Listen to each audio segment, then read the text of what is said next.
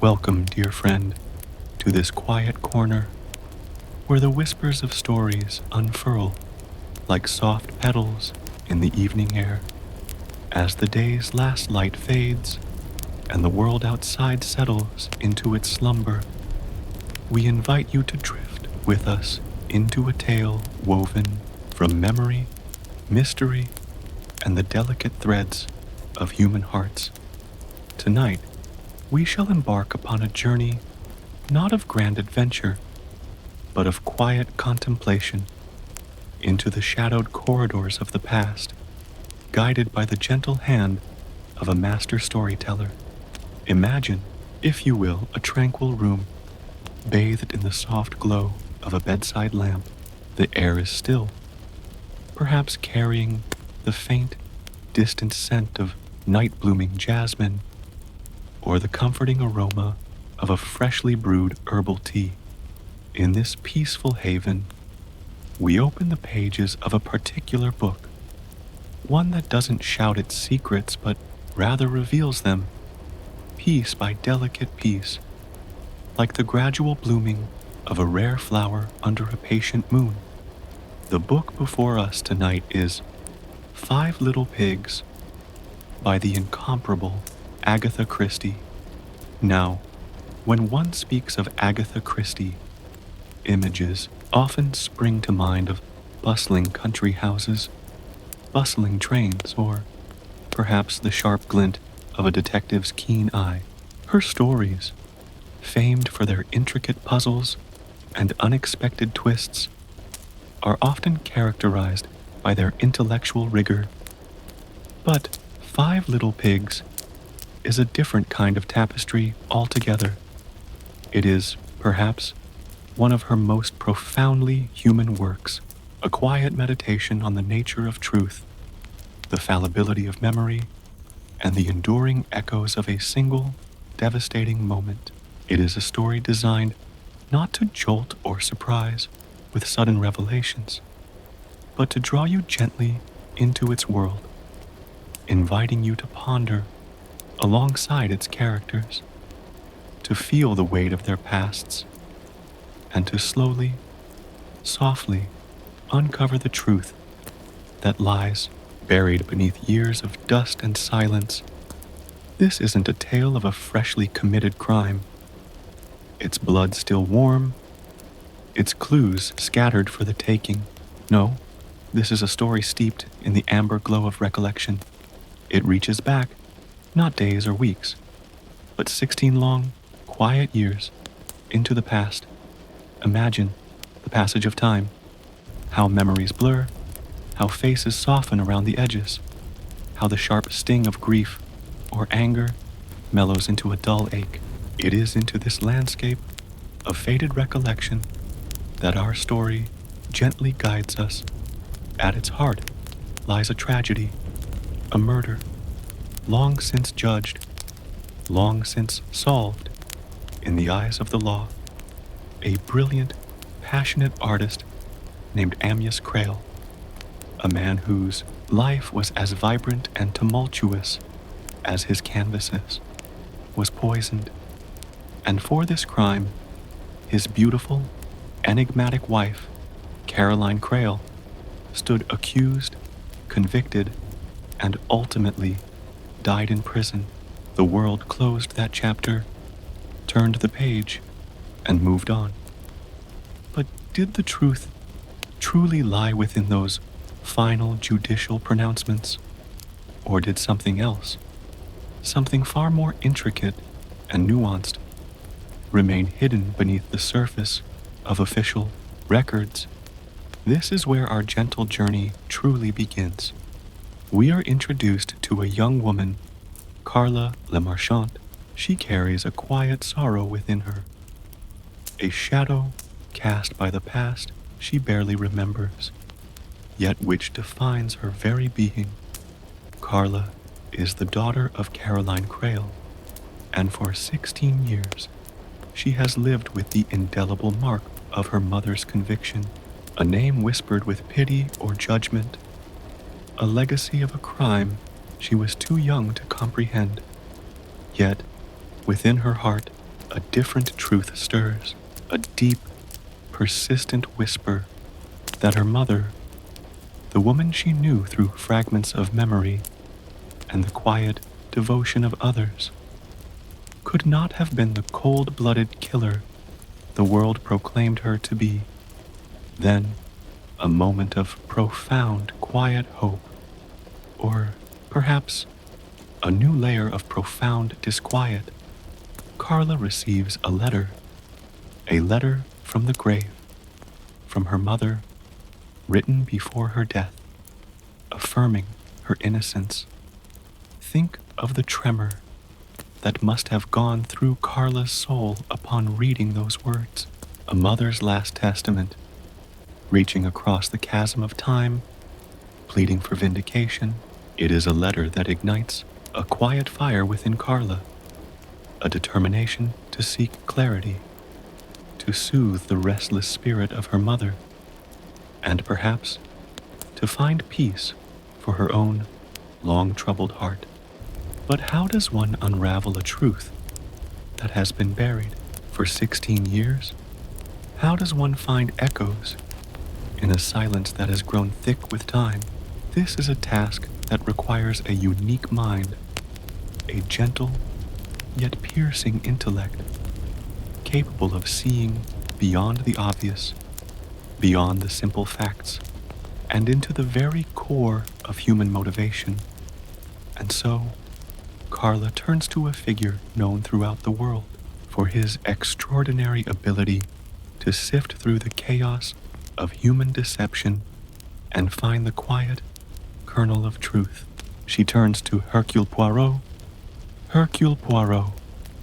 Even his name evokes a sense of quiet authority, a meticulous order.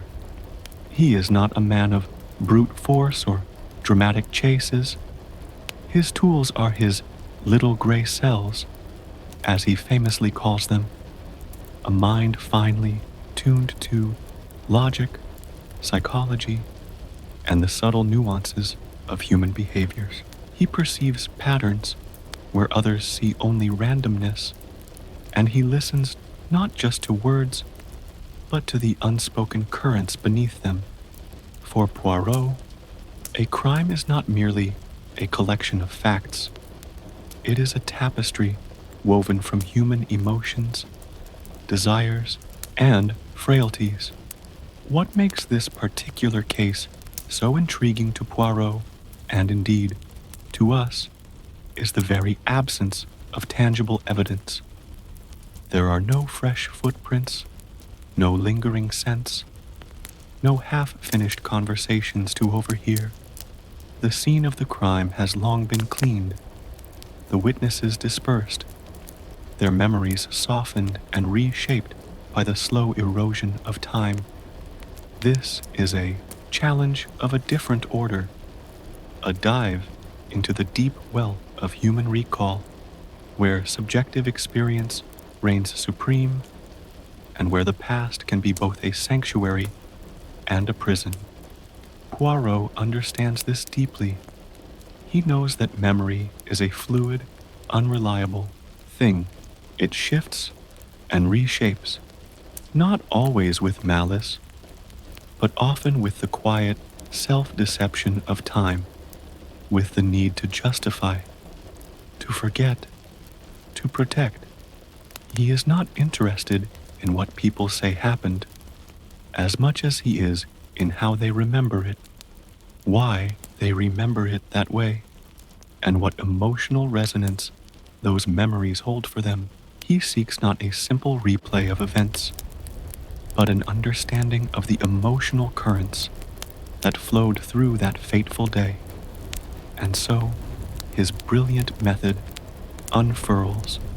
Instead of seeking new clues in the present, he seeks to reconstruct the past through the fractured prisms of those who were there. He identifies the 5 key individuals who were present at the Crail home on the day Amyas was murdered. These are the 5 little pigs of the title, a gentle, almost whimsical reference to the nursery rhyme, yet one that belies the serious nature of their connection to the tragedy. Each pig holds a piece of the puzzle, a unique perspective, a fragment of truth distorted by their own experiences, their own loyalties, and their own unspoken secrets. As we gently embark on this journey with Poirot, we will meet each of these 5 individuals. We will listen as they recount their stories, their versions of that distant summer day. We will hear their voices, their hesitations, their quiet convictions. We will feel the weight of their long-held burdens and the delicate dance of their half-remembered truths.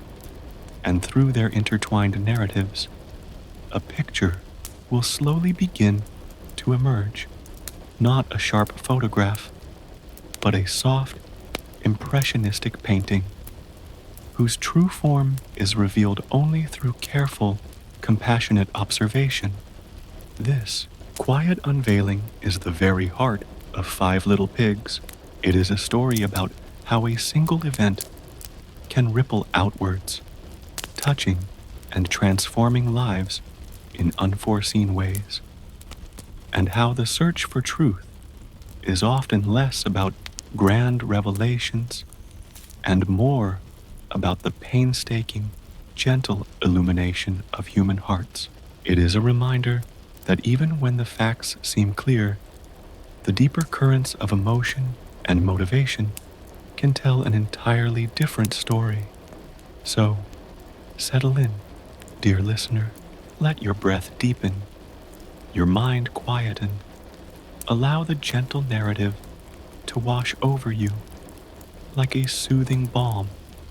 Tonight, we are not just solving a mystery. We are exploring the delicate, intricate landscape of human memory, the subtle interplay of guilt and innocence, and the enduring quest for understanding. We are entering a world where truth is not a simple equation, but a profound, layered symphony waiting to be heard. And as we listen, we allow ourselves to drift into a peaceful understanding, carried by the quiet rhythm of the story. Now, with our introduction complete, let us gently step back in time. Imagine, if you will, the slow turning of the calendar pages, not with a hurried flutter, but with the quiet, deliberate motion of a grandfather clock's hands. We are drifting back, not just 16 years, but specifically to a summer long past, yet still vibrant in the minds of those who lived it. It was a summer steeped in golden light, in the languid beauty of the English countryside, a setting that, on its surface, spoke only of peace and idyllic tranquility. Our scene unfolds at Alderbury, the country home of Amyas and Caroline Crail. Picture it now, a sprawling, comfortable house, not grand or imposing, but rather possessing a lived-in warmth, surrounded by gardens that spilled over with summer's bounty. Perhaps you can almost feel the softness of the grass beneath your bare feet, or the warmth of the sun on your skin as you imagine strolling through those verdant grounds. This was a place where creativity bloomed, where life was lived with passion and sometimes with a touch of wild abandon. Amyas Crail, the master of Alderbury, was, as we've heard, a painter, but not just any painter. He was a man of immense talent, a genius, some whispered, whose canvases burned with the intensity of his vision. He painted with a fierce, almost raw energy, capturing the very essence of life, its beauty, its sorrow, its fleeting moments of joy. Think of the vibrant hues, the bold strokes, the way light might have been captured on his palette. His art was a reflection of himself, brilliant, magnetic, unpredictable. He was a man who lived fully, embracing life's pleasures with an almost childlike exuberance, and sometimes with a careless disregard for the quiet ripples he left in his wake. His wife, Caroline Crail, was a woman of a different luminescence. If Amyas was the sun, burning bright and bold, Caroline was the moon, serene, enigmatic, holding a quiet depth that drew people in, yet kept them at a gentle distance. She was intelligent, sharp-witted, and possessed a quiet strength. There was a certain grace about her, a subtle beauty that was less about outward show and more about the light that shone from within. Their marriage, like many creative unions, was a complex dance of passionate connection and simmering tension. They understood each other on a profound level, yet their individual orbits sometimes collided with a quiet, devastating force. The summer of the tragedy was one of intense, creative ferment for Amyas. He was immersed in a new portrait, a captivating piece that had consumed his attention and his artistic soul, and the subject of this portrait was a young woman named Elsa Greer.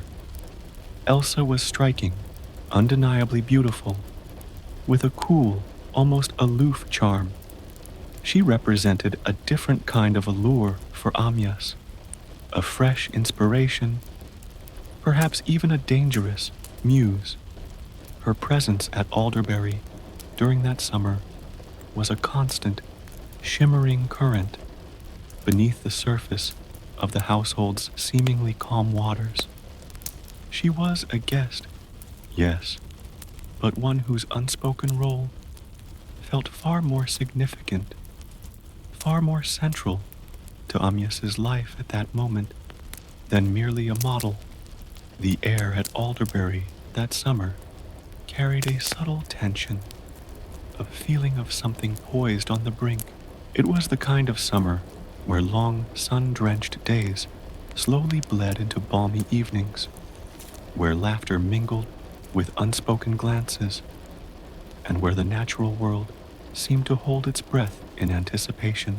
The house itself, usually a hub of artistic energy and lively conversation, now held a different kind of hum, a quiet reverberation of unspoken desires and growing complexities. This quiet undercurrent affected everyone present, for the 5 individuals who were witnesses to the unfolding drama. The atmosphere of Alderbury was uniquely personal. Each saw the world through their own lens, colored by their relationship to Amyas and Caroline, to each other, and to the subtle shift in the household's equilibrium. We have Philip Blake, Amyas's oldest and dearest friend, a stockbroker by profession. Philip was a man of logical thought, perhaps a contrast to Amyas's artistic temperament, yet their bond ran deep, forged over years of shared experiences, laughter, and perhaps quiet confidences. Philip's memories of that summer would be filtered through the lens of a loyal friend, observing the man he admired, perhaps with a touch of concern for the path he seemed to be treading. Then there was Meredith Blake, Philip's elder brother. Meredith was a quiet, almost reclusive figure, a gentle soul with a passion for botany and a knowledge of herbs. His world was often found in the quiet solitude of his laboratory, surrounded by the delicate scent of plants and the gentle hum of scientific inquiry. His presence at Alderbury, while welcome, might have been a subtle contrast to the more flamboyant personalities. His perspective would be that of an observer, perhaps a little removed, a little detached, yet acutely aware of the subtle energies within the house. And of course, Elsa Greer herself. She was not just a model, she was, for Amyas, a new obsession, a radiant force that seemed to pull him away from his established life. Her beauty was undeniable, her youth perhaps a heady, intoxicating draught. What did she feel, being at the center of such an intense artistic and emotional whirlwind? Her memories would surely be painted with the bold strokes of her own desires, her own perceptions of love and possession. Then there was Cecilia Williams, the governess, not merely a staff member, but a steady, nurturing presence in the Crail household for years, particularly devoted to Caroline. Governesses in those days often became integral parts of the family, privy to its inner workings, its joys, and its sorrows. Cecilia's memories would be colored by her loyalty, her quiet observations, and her deep affection for the woman she served and respected. Her world revolved around the stability and well-being of the family, and any disruption would be felt keenly. And finally, Angela Warren, Caroline's younger half-sister. Angela carried a quiet burden from childhood, a physical disfigurement accidentally caused by Caroline years ago. This shared history, this silent bond of atonement and acceptance, shaped their relationship into something unique and profound. Angela's presence at Alderbury might have been one of a quiet retreat, a safe harbor where she felt understood and loved. Her memories would be deeply entwined with her complex emotions for Caroline, a mix of gratitude, love, and perhaps a lingering echo of that past accident. Each of these individuals, in their own way, was drawn into the orbit of Amyas and Caroline. Crail, each carried their own hopes, their own fears, their own unspoken thoughts. Within the walls of Alderbury, that fateful summer, the house itself, with its sunlit rooms, its shadowy corners, its scent of turpentine and cut flowers, became a silent witness to the unfolding drama. It was a time of creative fire for Amyas, but also a time of growing emotional discord. The tension between Amyas and Caroline, while perhaps always present in their passionate marriage, was magnified by Elsa's presence. Conversations became edged with unspoken meanings. Glances lingered, and silences grew heavy. The very air seemed to hum with unspoken words, with the delicate dance of desire, jealousy, and resignation. Imagine the atmosphere, the long, lazy afternoons spent in the garden, the clinking of glasses during dinner, the soft murmur of voices from behind closed doors. Each seemingly ordinary moment, in retrospect, takes on a new weight, a new significance for those who were there. The echoes of that summer never truly faded. The light, the sounds, the very feeling of being within those walls became imbued with the memory of the crime that would forever mark them. The setting, then, is not merely a backdrop. Alderbury and the summer it contained are almost characters in themselves. They are infused with the complex emotions of the people who inhabited them. They carry the whisper of the past, the faint residue of dreams and disappointments. As we delve into the individual accounts, remember this quiet, sun-drenched scene, this house full of life and art and, ultimately, tragedy. It is within these walls, under the deceptive warmth of a summer sun that a quiet story of human frailty and the elusive nature of truth was written. And it is from these memories that Hercule Poirot will gently begin to draw out the truth, one delicate thread at a time, as the mists of time begin to part ever so gently. We find ourselves in the quiet presence of the individuals whose lives were forever altered by that fateful summer at Alderbury. Each one is a universe unto themselves, filled with their own constellations of hopes, regrets, and unspoken truths. Hercule Poirot, with his deep understanding of human nature, knows that to truly unravel the past, one must first understand the intricate tapestry of these souls. First, let us draw close to the central figures, the sun and moon around whom this quiet tragedy revolved. Amyas Creole and Caroline Creole. Amyas Creole. Imagine a man radiating a vibrant, almost untamed energy. Amyas Creole was not merely a painter, he was a force of nature. His canvases burst with life, color, and raw emotion. Much like the man himself, he lived with an unapologetic intensity, embracing life's pleasures with both hands. His laughter was likely boisterous, his presence commanding attention, his mind always buzzing with new ideas, new inspirations. He was a man of great passion, whether for his art, for beauty, or for the fleeting affections that sometimes drew his eye. Yet, within this vibrant exterior, there was also a certain heedlessness, a casual disregard for the consequences of his actions on others. For an artist of his caliber, the pursuit of inspiration could often overshadow the quiet needs of those closest to him. His charm was immense, his talent undeniable, and these qualities often shielded him from the quieter criticisms. He was loved, admired, and perhaps a little feared for his unpredictability.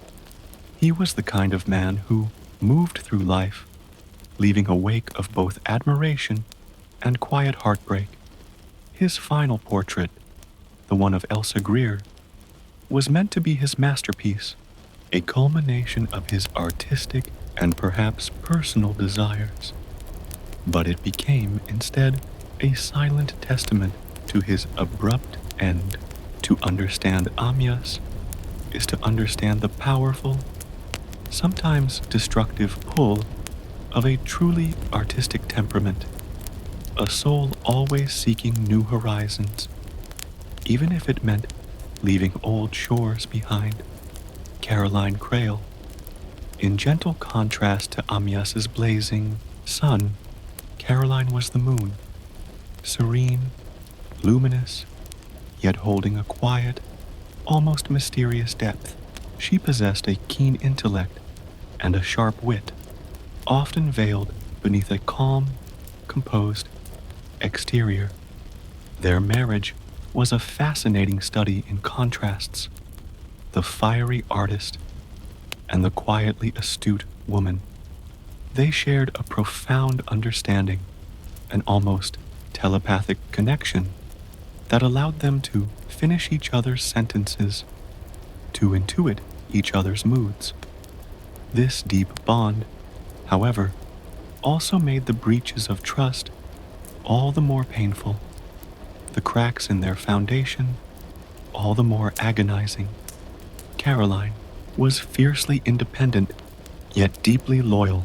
She carried a quiet sorrow, a burden from her past, the accidental disfigurement of her younger half-sister, Angela.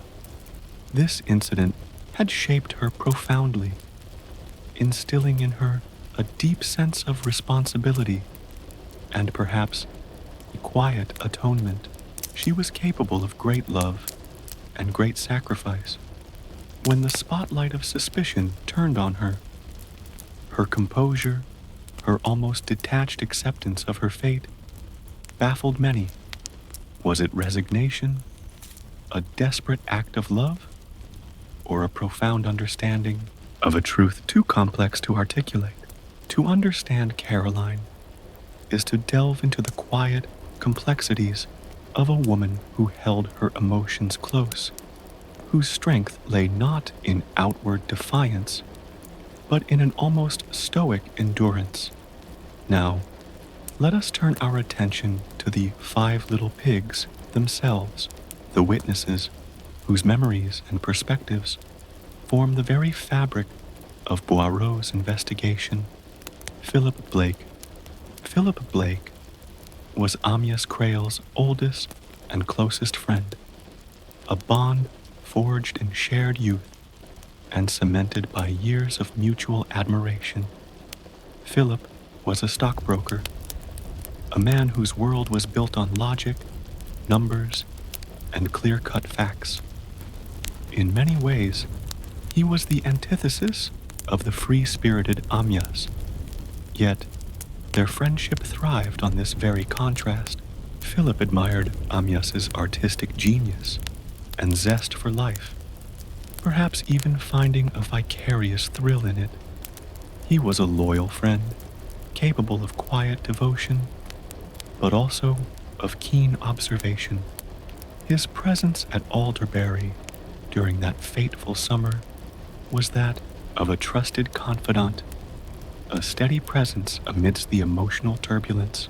He saw Amyas not just as the celebrated artist, but as a complex man, prone to his follies, yet still his dear friend. His memories would be colored by this deep loyalty, but also by his analytical mind, attempting to make sense of events in a rational manner. There might have been a subtle possessiveness in his friendship, a feeling that he understood Amyas in a way others could not. Philip was the little piggy who went to market, perhaps symbolic of his pragmatic, worldly nature and his connection to the practical aspects of life. His truth, when eventually revealed, would stem from his deep-seated understanding of Amyas, and perhaps a quiet, almost unacknowledged possessiveness of that bond. Meredith Blake. Meredith Blake, Philip's elder brother, presented a quieter, more introspective presence. He was a recluse, a gentle soul deeply immersed in the world of botany and medicinal herbs. His laboratory, filled with the delicate scents of drying plants and the quiet hum of scientific study, was his sanctuary. He lived a life largely removed from the social world, preferring the company of his plants to the complexities of human interaction. His connection to the Crale household was primarily through his brother Philip and his own quiet curiosity about the world around him.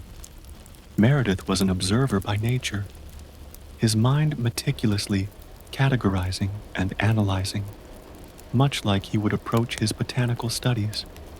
He was polite, unassuming, and perhaps a little shy. His memories of that summer would be filtered through this gentle, observant lens, perhaps noting details that others overlooked, the subtle shifts in atmosphere, the quiet movements of people. He was the little piggy who stayed at home, a reflection of his withdrawn nature and his preference for his own quiet domain. His role in the unfolding of the truth would be deeply tied to his unique knowledge and his precise, almost scientific recall of details. Elsa Greer, Lady Didisham. Elsa Greer was a woman of striking beauty and undeniable allure.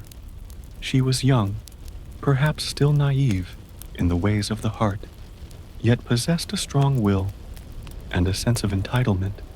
As Amyas's model, and more significantly, his mistress, She was at the very epicenter of the emotional storm brewing at Alderbury. Her presence was a catalyst, igniting the latent tensions in the Crail marriage and pushing events towards their tragic conclusion. Elsa represented a potent blend of innocence and destructive passion. She was captivated by Amyas, drawn to his brilliance and his vitality, perhaps believing their connection to be an all-consuming love.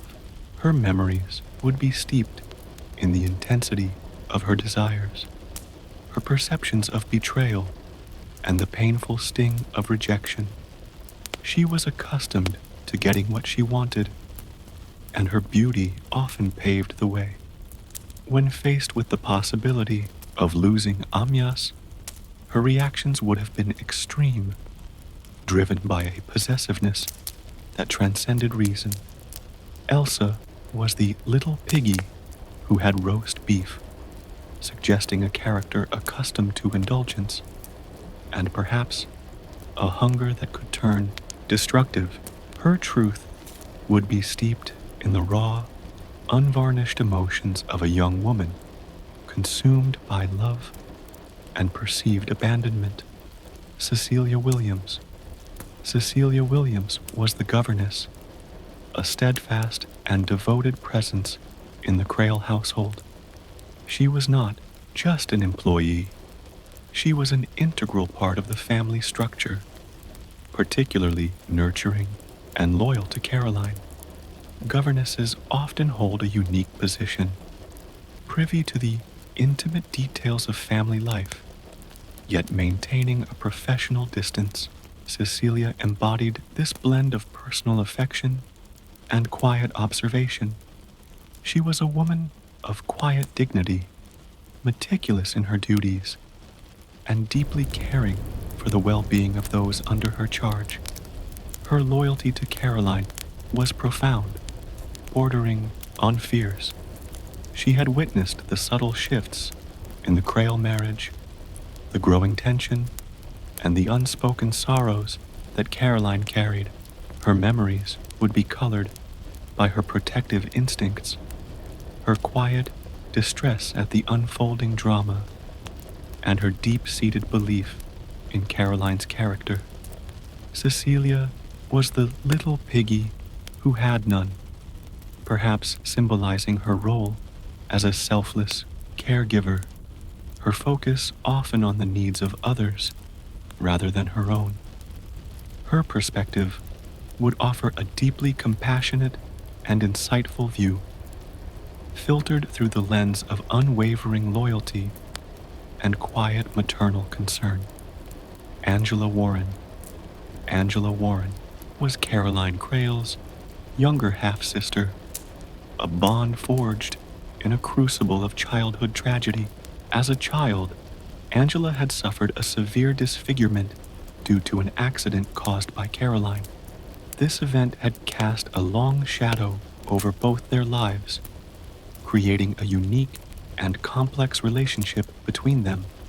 Caroline felt a profound, almost lifelong, responsibility and guilt, while Angela, despite the physical scar, carried a deep, unwavering love and understanding for her elder sister.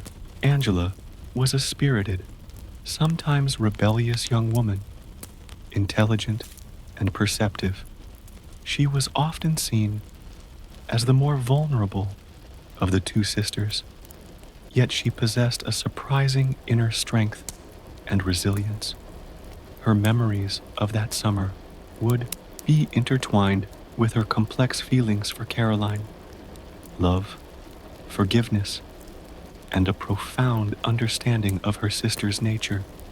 She knew Caroline perhaps better than anyone else, seeing beyond the public facade into the quiet depths of her soul.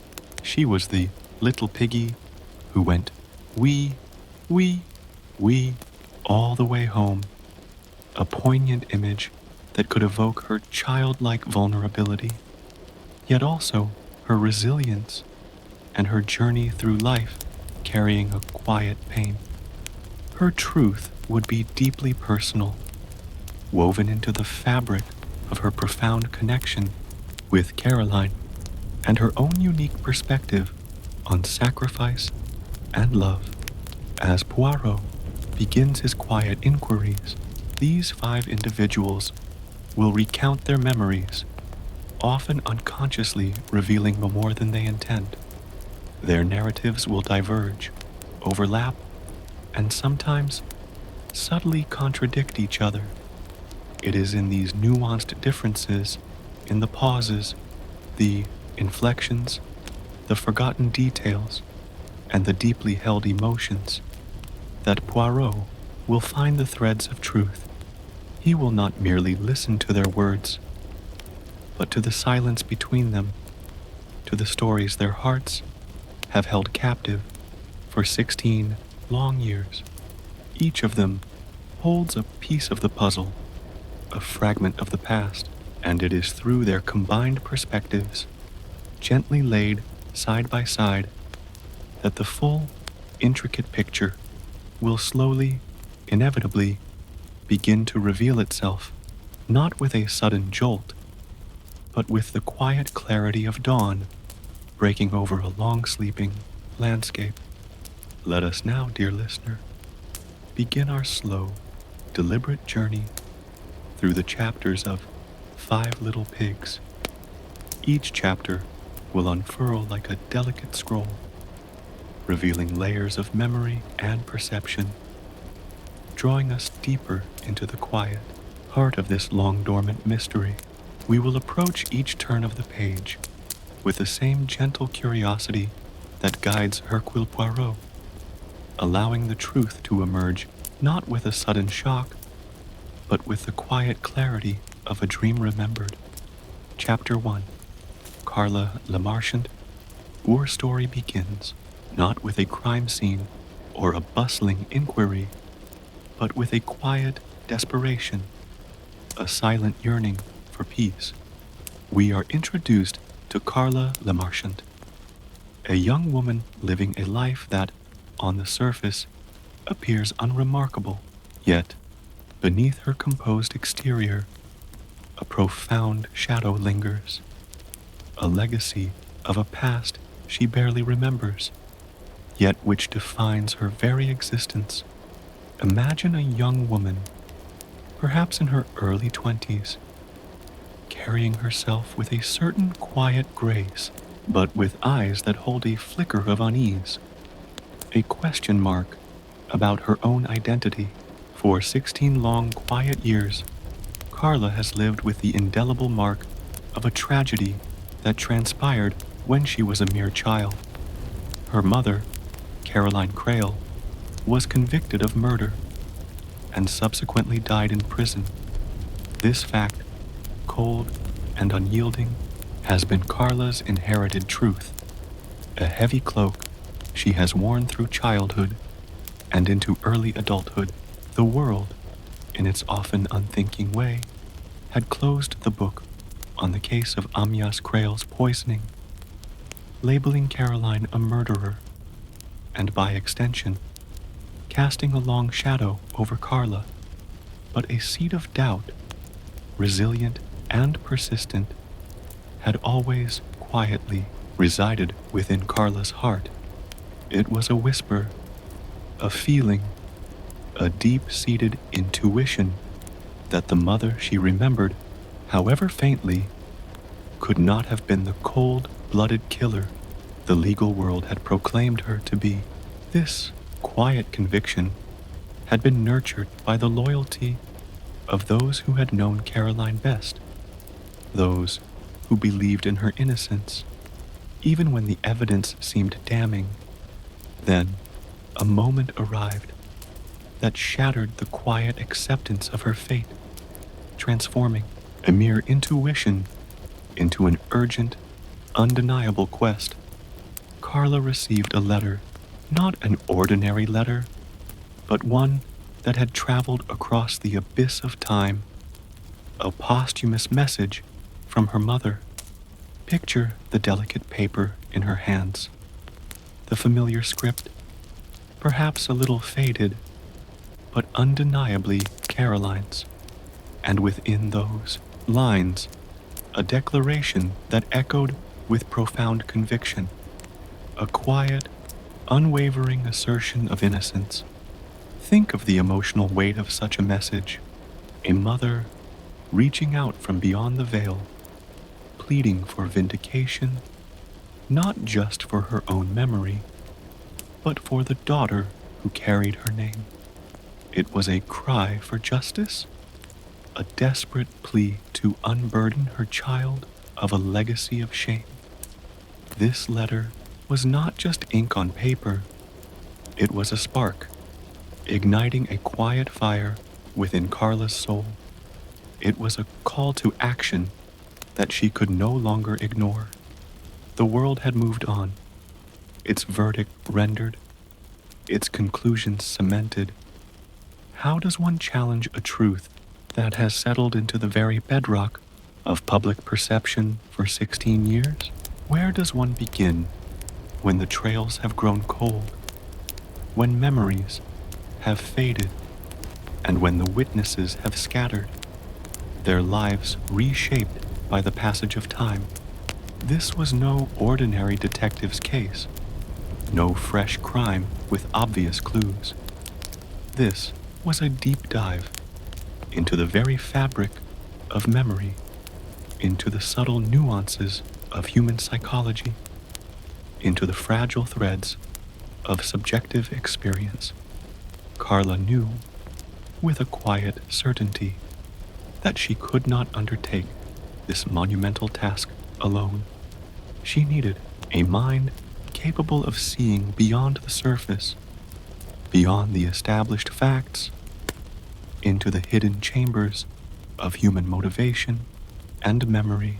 She needed someone who understood that truth was not always simple, not always neatly packaged, and often lay hidden beneath layers of interpretation and self-deception.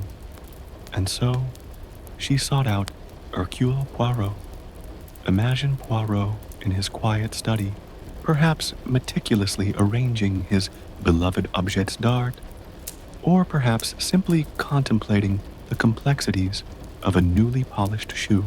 He is a man of precise habits, of an orderly mind, yet one deeply attuned to the beautiful chaos of human nature. Carla's approach to him was not one of frantic urgency, but of a quiet, earnest plea. She laid out her profound dilemma, the lingering doubt, the powerful, life-altering letter from her mother. Poirot, ever the intellectual, recognized the extraordinary nature of the challenge. This was not a case of forensics, but of psychological archaeology. It was a quest to exhume not bodies, but buried truths, to interview not just witnesses, but memories. He understood that memories, like old photographs, can fade, warp, or even be subtly retouched over time, sometimes consciously, sometimes without malice. The passage of 16 years meant that emotions would have mellowed, perspectives would have shifted, and the sharp edges of that day would have softened into a blurred landscape. His decision to take on the case was not a casual one.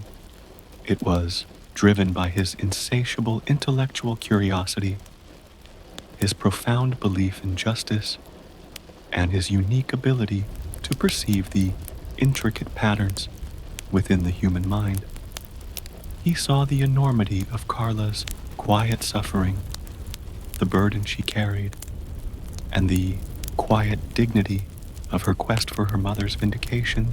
He knew that the truth, when it finally emerged, would not be a thunderclap, but a quiet, profound unfolding.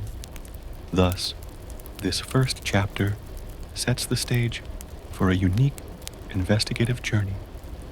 It establishes the central mystery, the silent cry from the past, and the profound human need for closure and truth. It introduces us to Carla, a young woman seeking to understand her own legacy, and to Poirot, the quiet maestro who will guide us through the labyrinth of faded memories. The journey begins with a daughter's unwavering faith, a mother's last whisper, and a detective's calm acceptance of a challenge unlike any he had faced before. The stage is set for a quiet unraveling, a slow, gentle descent into the heart of a long-dormant mystery. Chapter 2.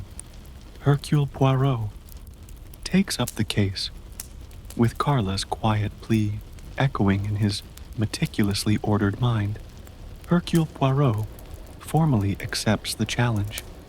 This is not a case of bustling activity, of rapid questioning and hurried deductions. No, this is a slow, deliberate immersion into the quiet currents of the past. Poirot knows that the key to unlocking a truth buried for 16 years lies not in seeking new evidence, but in the careful, almost archaeological excavation of memories. Imagine Poirot, perhaps seated in a comfortable armchair, his little gray cells already beginning their silent, intricate dance.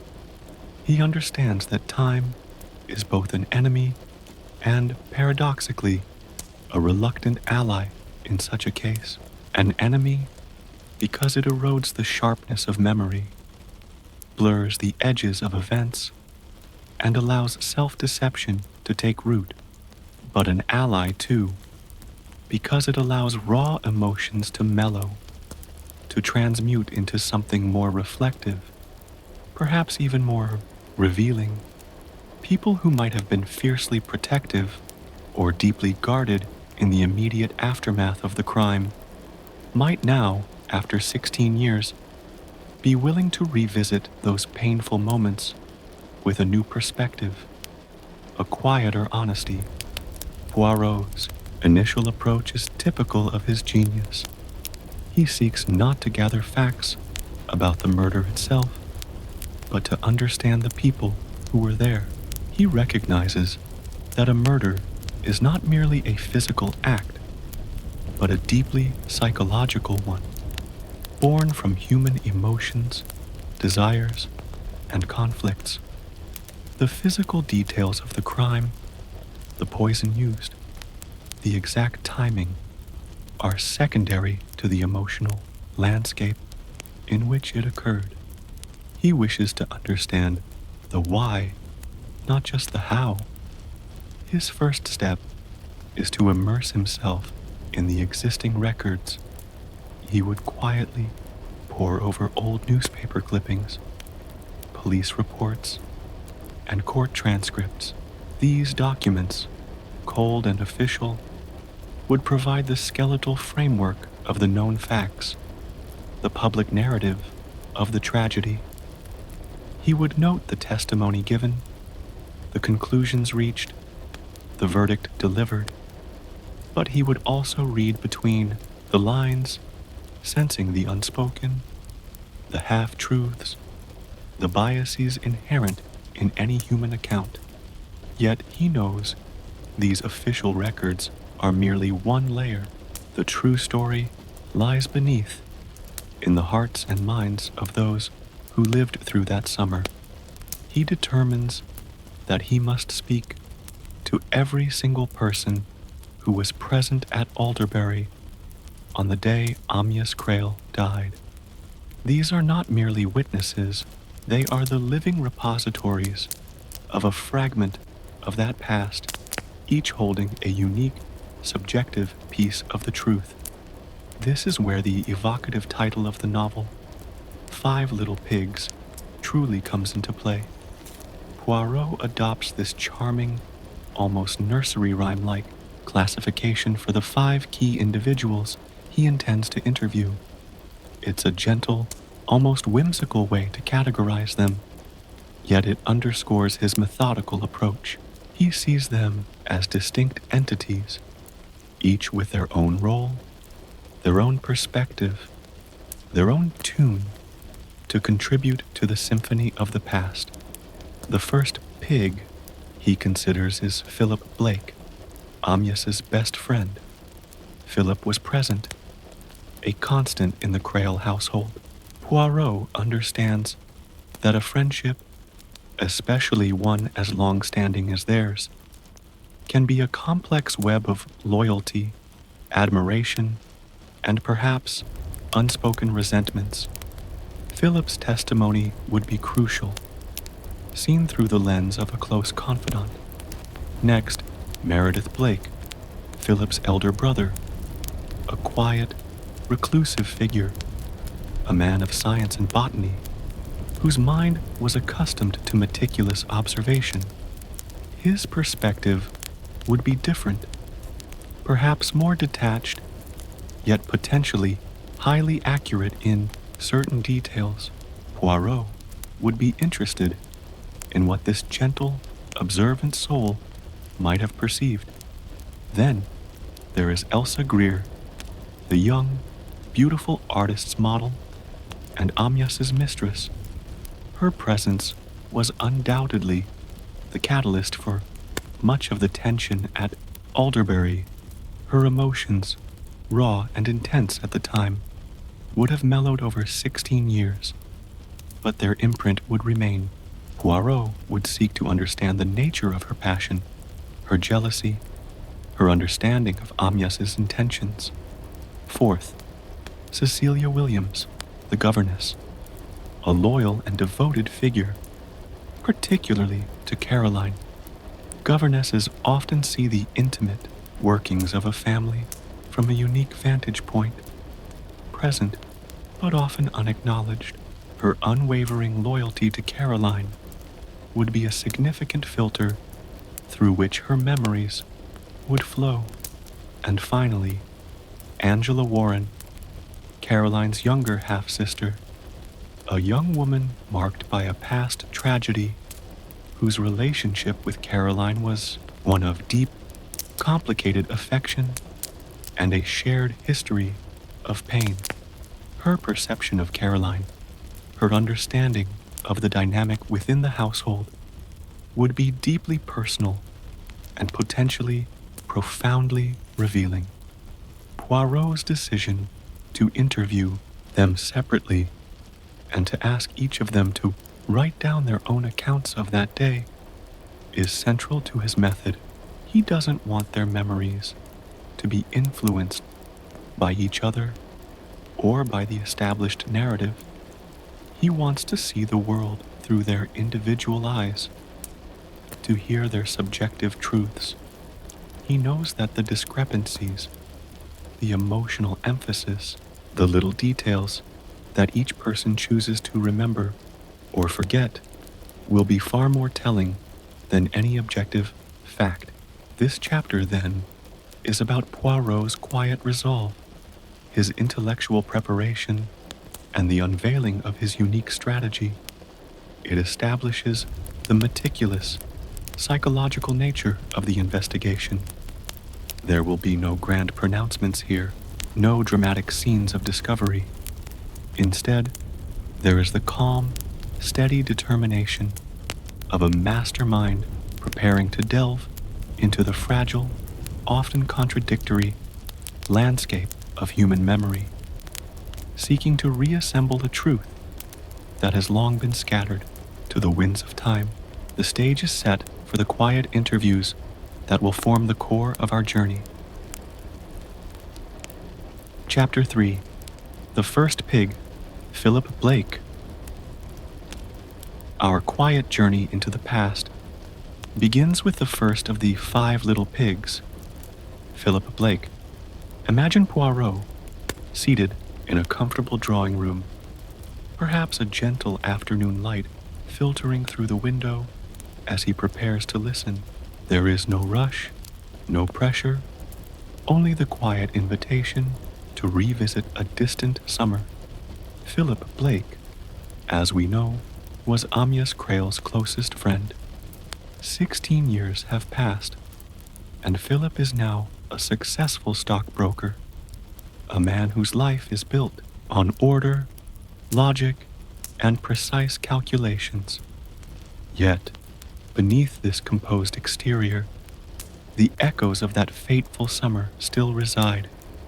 Poirot approaches him not as an interrogator, but as a sympathetic listener, someone offering a space for memories to unfurl.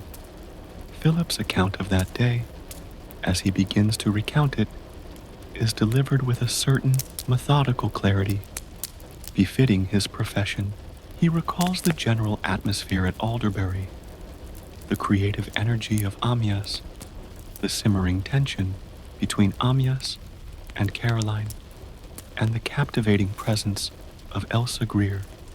He speaks of the intense artistic focus Amyas had on Elsa's portrait, a painting that seemed to absorb all of Amyas's attention and passion. He might describe the moments leading up to the tragedy, the subtle shifts in mood, the particular expressions on people's faces.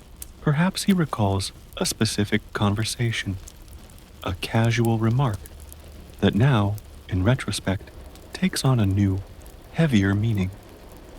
He would paint a picture of Amyas, his friend, as a man of great vitality, but also one prone to impetuous decisions and fleeting infatuations.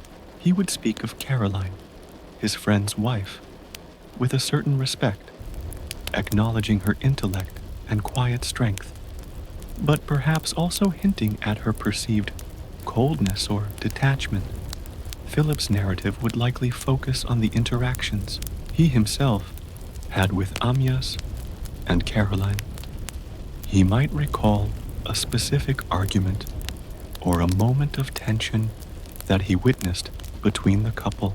He would emphasize the apparent motive, Amyas's declaration to Caroline that he intended to leave her for Elsa, a declaration that, in Philip's memory, seemed to ignite the final, tragic spark. He would likely recall his own attempts to mediate or his internal struggles with his friend's increasingly reckless behavior. Crucially, Philip's account would emphasize what he saw and understood at the time. He might describe the last moments he saw Amyas alive, perhaps slumped in his chair, a half-finished drink beside him. He would recall the discovery of the poison, the immediate assumption of foul play, and the swift, devastating realization that Caroline was the prime suspect. His testimony would align with the accepted narrative, the official story of Caroline's guilt, built upon what seemed, to him and to the authorities, to be undeniable evidence. However, Poirot, ever the astute observer, would be listening not just to the words Philip speaks, but to the nuances beneath them. He would note the hesitations, the slight shifts in posture, the subtle emphasis Philip places on certain details, and the details he might unconsciously gloss over.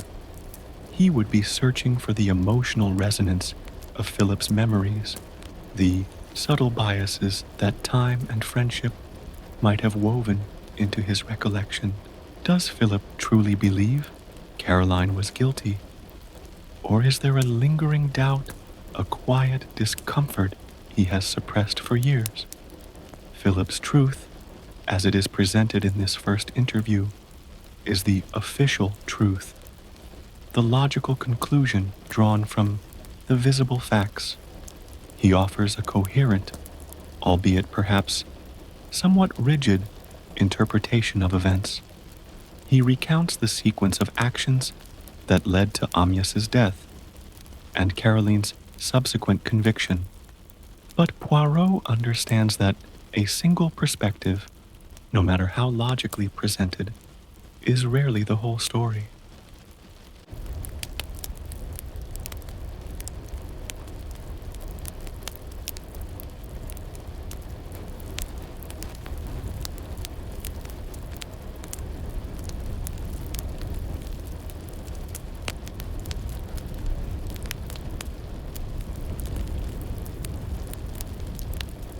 As Philip concludes his account, there is a sense of closure in his voice, as if retelling the story one more time helps to solidify the past.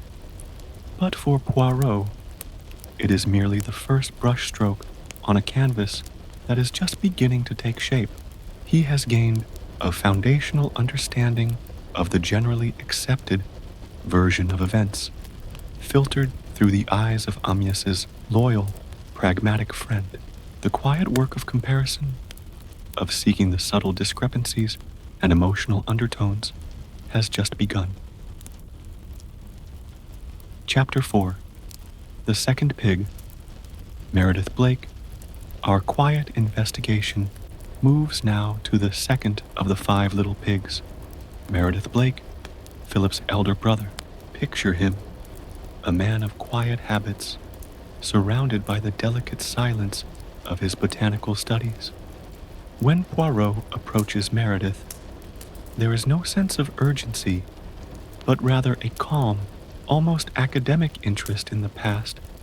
Meredith is a recluse, a scholar of herbs and plants, whose world is governed by precise observation and the methodical understanding of natural properties. His temperament is one of quiet contemplation, a stark contrast to the more worldly and direct Philip. This gentle, unassuming nature means his perspective on the events at Alderbury will be unique, less about emotional drama and more about detached observation, perhaps even scientific curiosity. As Meredith begins to recall that distant summer, his memories might unfold with a gentle precision, focusing on details that others might have overlooked. He would remember the layout of the laboratory, the specific plants he was working with, the delicate instruments, and the particular scent of various concoctions. It is here that the chilling practicality of the murder comes into sharper focus, for the poison that killed Amyas Crail, Conine, was known to be present in Meredith's very own laboratory. Meredith would calmly recount his interactions with the Crail household, perhaps observing the atmosphere with a quiet, almost clinical eye. He might speak of Amyas with a respectful detachment, acknowledging his artistic genius without necessarily being drawn into his emotional orbit. His recollections of Caroline might be tinged with a quiet admiration for her composure, her intellect, and her stoic nature. He would likely recall specific instances of the growing tension between Amyas and Caroline, not with emotional commentary, but as observations of human behavior, like studying a complex ecosystem. His narrative would center on the day of the Arena murder, and specifically on the issue of the poison. He would calmly explain the nature of Conine, its properties, its effects. He might recall discovering that some of his supply was missing, or perhaps realizing its absence after the news of Amyas's death broke. He would detail the security of his laboratory, perhaps the casual way in which the poison might have been accessed unknowingly by someone who knew its location. His account would be a factual one, focused on the potential source of the deadly substance and the circumstances surrounding its handling. Crucially, Meredith's personality would inform his testimony. He is not a man prone to dramatic embellishment or emotional conjecture.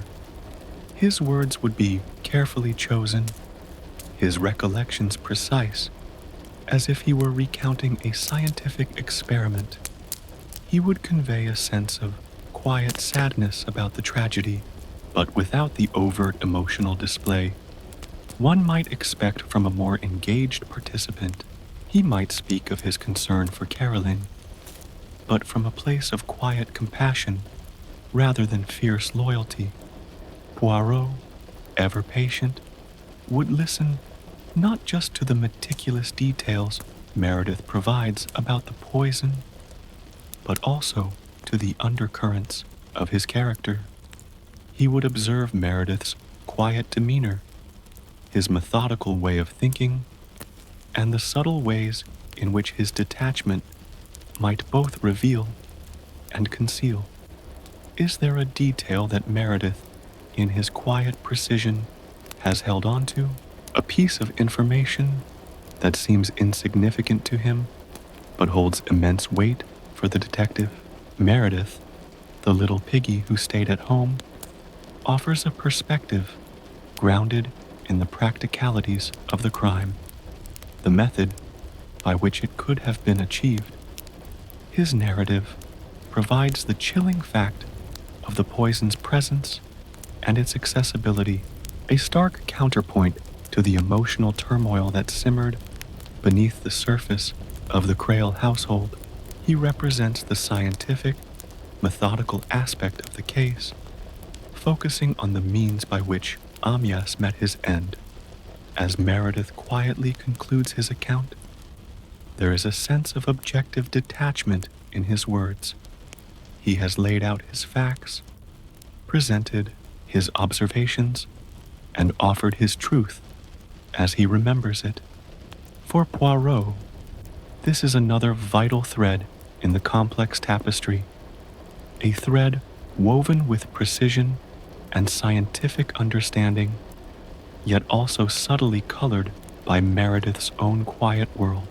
The quiet work of piecing together the human puzzle continues, one unique perspective at a time. Chapter 5. The Third Pig, Elsa Greer, Lady Didisham. Our tranquil exploration now turns to the third of our 5 little pigs, Elsa Greer, now Lady Didisham, a woman whose beauty and charisma once cast a potent spell over Amyas Crail. Imagine her, perhaps in a grand, elegant setting, still possessing an undeniable allure, but perhaps with a certain quiet weariness in her eyes, a lingering shadow from a passion long cooled. When Poirot comes into her presence, he is met not with the quiet reflection of the previous interviews, but with a different kind of intensity, a powerful echo of the past. Elsa, as Amyas's model and mistress, was at the very eye of the emotional hurricane that swept through Alderbury that summer. Her memories would be deeply personal, steeped in the fiery emotions of love, desire, and the bitter sting of betrayal. Elsa's account would be characterized by a certain raw honesty, perhaps tempered by the passage of time, but still carrying the indelible mark of her youthful passions. She would speak of Amyas with an almost visceral sense of connection, describing his artistic brilliance, his magnetic personality, and the powerful attraction that drew them together. For her, Amyas was not just a famous painter, he was the center of her world, the object of a consuming love she believed to be mutual and eternal. She would recount the intimacy of their sittings for the portrait, the quiet hours spent in each other's company, during which their connection deepened. She would likely speak of Amyas's promises, his assurances that he would leave Caroline for her, painting a picture of a future they would build together. Her narrative would be full of the vibrant details of a woman deeply in love, fiercely possessive, and utterly convinced of her unique place in Amyas's heart. Then would come the chilling turn of her recollection, the moment Amyas, with a casual cruelty that only deepened her pain, retracted his promises.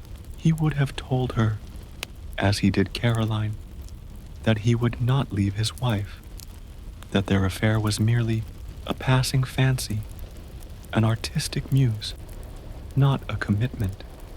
Imagine the crushing blow of such words to a young woman who had staked her entire emotional being on his affections. Her account would be infused with the agony of that revelation, the sudden devastating shift from blissful expectation to crushing despair. Elsa's memories would undoubtedly focus on her intense emotional reaction to this perceived betrayal. She would describe her rage, her humiliation, the sudden, desperate desire for revenge or resolution. Her feelings at the time would have been overwhelmingly powerful, eclipsing all other considerations. She would recall the aftermath of Amyas's death, the shock and the quiet relief that might have settled upon her when Caroline was accused. In her mind, justice, however distorted, might have seemed to have been served. Poirot, ever the psychologist, would listen intently to the depth of her passion, the lingering echoes of her wounded pride. He would observe how she carries the past, whether with lingering bitterness or a quiet resignation.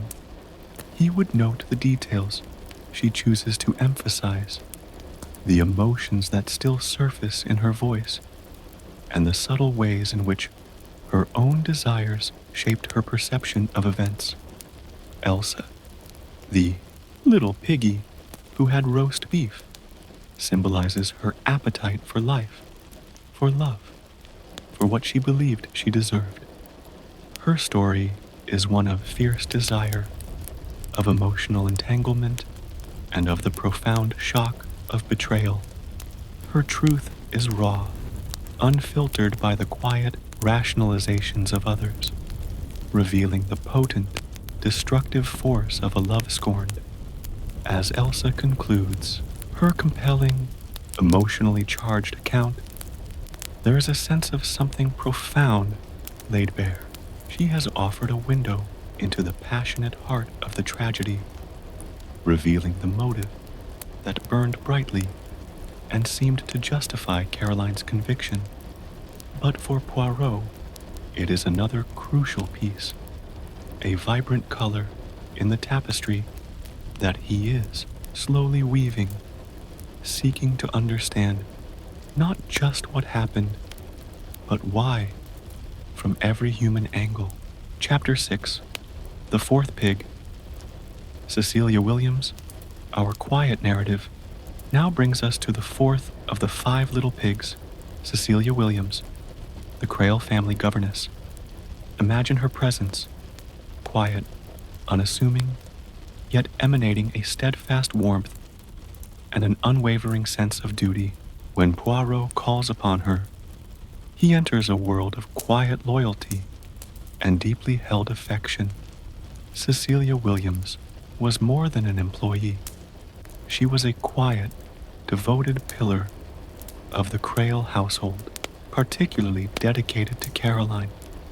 Her role as governess meant she was intimately involved in the day-to-day life of the family, privy to its routines, its whispers, and its unspoken tensions, yet always maintaining a professional decorum.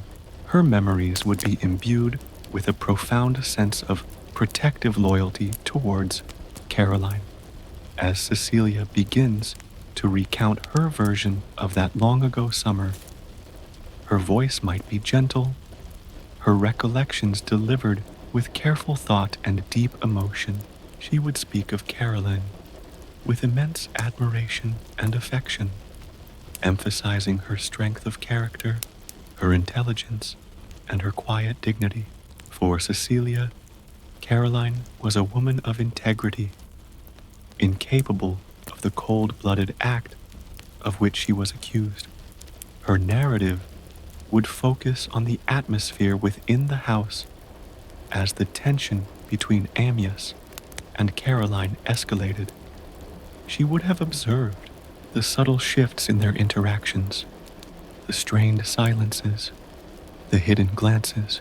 She might recall specific instances where Caroline appeared troubled or withdrawn, burdened by the emotional turmoil surrounding her husband's affair with Elsa. Cecilia's account would emphasize Caroline's quiet suffering, her attempts to maintain composure amidst the deepening crisis. She would likely recall her own interactions with Caroline, perhaps moments of quiet conversation where Caroline confided her distress, or instances where Cecilia offered silent support. Her memory would be filled with the details of Caroline's character, highlighting her resilience, her unwavering love for her daughter, and her deep sense of responsibility. Cecilia would have seen the quiet nobility in Caroline, even in the face of public condemnation. Crucially, Cecilia's testimony would strongly contradict the idea of Caroline as a jealous, enraged murderer. She would paint a picture of a woman deeply hurt, yes, but not driven to such a drastic act. She might recall how Caroline processed emotional pain, not with explosive anger, but with a quiet, internal sorrow. Her account would likely include details that, to her, seemed to exonerate Caroline, subtle nuances of Caroline's behavior, or specific statements that pointed away from guilt. She would express her enduring belief in Caroline's innocence, a conviction that had never wavered over the 16 years. Poirot, ever the astute listener, would pay close attention to the depth of Cecilia's loyalty, the quiet conviction in her voice, and the emotional emphasis she places on Caroline's character. He would note the details she remembers that others might have dismissed, the small acts of kindness, the quiet expressions of inner turmoil that only a devoted observer would have noticed. Cecilia's truth is filtered through her deep affection and her unwavering belief in Caroline's good nature. Cecilia, the little piggy who had none, perhaps symbolizes her selfless nature, her dedication to the welfare of others, and her profound, unrequited loyalty. Her story is one of quiet devotion, of unwavering faith, and of a deep, personal understanding of the woman she served.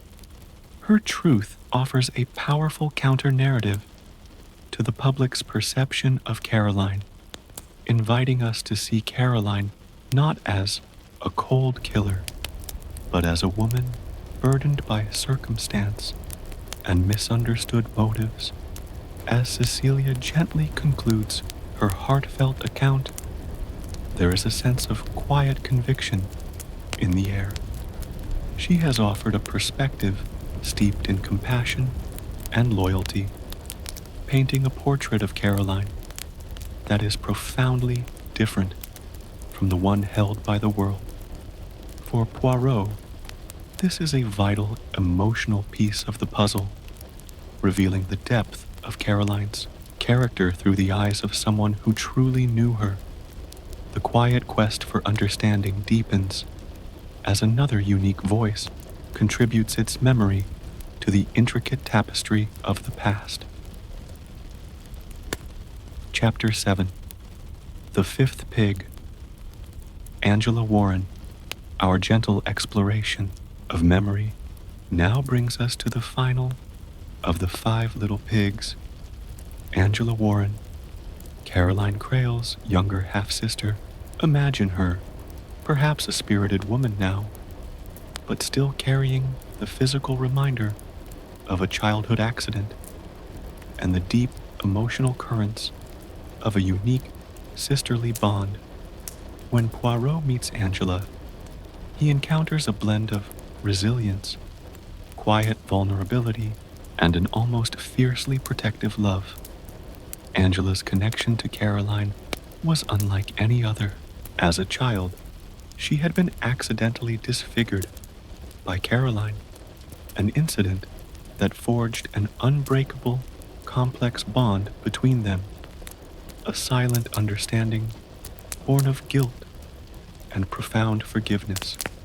Angela's memories of that summer at Alderbury would be steeped in this unique relationship, colored by her deep affection for Caroline and her keen, sometimes painfully perceptive observations. As Angela begins to recount her story, her narrative might be more fragmented, perhaps more emotionally raw than the others, reflecting her youthful perspective at the time of the tragedy and the lasting impact it had on her. She would speak of Caroline not just as a sister, but as a guardian, a figure of strength and unwavering love who had shaped her life. Her account would highlight Caroline's quiet burdens, her selfless nature, and her deep sense of responsibility, particularly towards Angela herself. She might recall specific moments of tension, the hushed conversations, the strained atmosphere that permeated the house due to Amyas's affair. Angela, perhaps more sensitive due to her own vulnerabilities, might have picked up on subtle emotional cues that others missed. She would describe the interactions between Amyas and Caroline, not from an adult's analytical perspective, but from the raw, emotional viewpoint of a young girl witnessing her beloved sister's pain. Crucially, Angela's memories would strongly emphasize Caroline's character as profoundly unsuited for a cold-blooded murder. She would remember Caroline as someone capable of great love, but also of a quiet, almost overwhelming guilt that often translated into self-sacrifice. Her narrative might delve into the complexities of Caroline's character, her internal struggles, and her profound sense of responsibility for those she loved, especially Angela. Angela's recollection might also include details that, to an outsider, seemed insignificant at the time, but which held a particular resonance for her. Perhaps a look exchanged, a gesture, a fleeting comment that now, in retrospect, whispers of a deeper truth. She would express her unwavering conviction in Caroline's innocence, a belief that had been a steadfast anchor throughout her life, despite the world's judgment. For Angela, Caroline was not just a sister. She was a hero, a figure of profound, misunderstood strength. Poirot, listening intently, would perceive the deep emotional wellspring of Angela's testimony. He would note the profound love and loyalty that shine through her words, the almost visceral understanding she has of Caroline's inner world. He would pay close attention to how her childhood trauma and her unique relationship with Caroline have shaped her perspective and her memories. Angela's truth is deeply personal, filtered through the lens of a profound, self-sacrificing love. Angela, the little piggy who went wee, wee, wee all the way home, a poignant image that could evoke her childlike vulnerability and her journey through life carrying a quiet pain, but also her ultimate resilience. Her story is one of enduring love, of the quiet complexities of family bonds, and of the profound impact of a single act of kindness and a lifetime of shared burdens.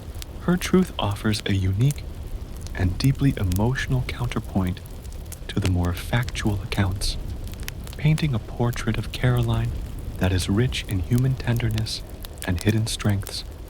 As Angela quietly concludes her heartfelt account, there is a sense of a deep, emotional truth having been laid bare. She has offered a perspective steeped in raw feeling and unwavering conviction.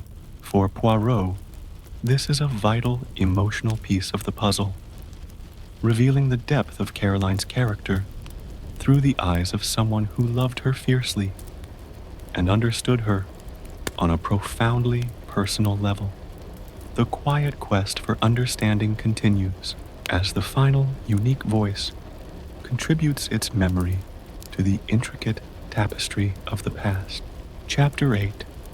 The 6 theories, having gathered the 5 distinct narratives, each a unique mirror reflecting the distant events of that summer, Hercule Poirot now retreats into the quiet solitude of his mind. This chapter is not about new interviews, but about the profound, intricate work of his little gray cells. Imagine Poirot, perhaps sitting in his comfortable armchair, eyes closed, allowing the myriad voices and fragmented memories to swirl within him. This is where the detective's true genius comes into play, not in gathering facts, but in interpreting the quiet symphony of human perception. Poirot understands that truth, especially a truth buried beneath 16 years of memory, is rarely a singular, undeniable entity. Instead, it is often a mosaic formed from subjective experiences, conscious and unconscious biases, and the subtle interplay of desires and fears. Each of the 5 little pigs has offered their version of events, their personal truth. Now, Poirot's task is to lay these narratives side by side, not to find simple contradictions, but to discern the deeper currents, the unspoken motives, and the subtle psychological patterns that emerge from their collective stories. He begins to formulate 6 distinct theories, each a plausible explanation for Amias Creel's murder, drawing directly from the raw material provided by the witnesses. These theories are not yet definitive conclusions, but rather intellectual constructs, pathways into the heart of the mystery. Each one represents a possible reality, a potential murderer, and a compelling motive, derived directly from the perspectives he has so carefully gathered. The first theory, and perhaps the most obvious one, would point directly to Caroline Creel. This is the official version, the verdict of the court. Her motive, according to this theory, would be intense jealousy and rage over Amias's affair with Elsa, culminating in a desperate act of poisoning. The evidence, as presented at the trial, supported this. Her confession, though later retracted, the poison found in her possession, the undeniable tension between them. This theory relies on the most straightforward interpretation of events. The second theory might shift the focus to Elsa Greer herself. Her motive would be a powerful, possessive love for Amias, combined with the crushing humiliation and fury of his betrayal. When Amias told her he would not leave Caroline, her desperate desire for him could have curdled into a deadly rage. She had the opportunity, the strong emotional catalyst, and the motive of a woman scorned. This theory delves into the destructive power of unrequited passion. The third theory might consider Philip Blake as Amias's best friend. His motive would be more complex, less immediately obvious. Perhaps a deep, unacknowledged love for Caroline, a quiet resentment of Amias's treatment of her, or even a hidden financial motive related to Amias's wealth. The idea here is that sometimes the quietest affections or the deepest loyalties can conceal a surprising capacity for violence when pushed to their limits. The fourth theory could then turn to Meredith Blake. His motive would likely be connected to his reclusive nature and his particular knowledge. Perhaps he had a quiet, unexpressed affection for Caroline and was moved to act in her defense against Amyas's cruelty. Or his motive could be linked to an accidental poisoning or a misdirection of blame given his access to the poison. This theory explores the idea that even the most unassuming characters can harbor hidden depths or unforeseen capacities. The fifth theory might focus on Cecilia Williams, the governess. Her motive would be an unwavering, almost fierce loyalty to Caroline. Seeing her beloved mistress suffer, perhaps she felt compelled to protect her, to eliminate the source of her pain. This theory examines the power of selfless devotion pushed to an extreme, where protective instincts override moral boundaries.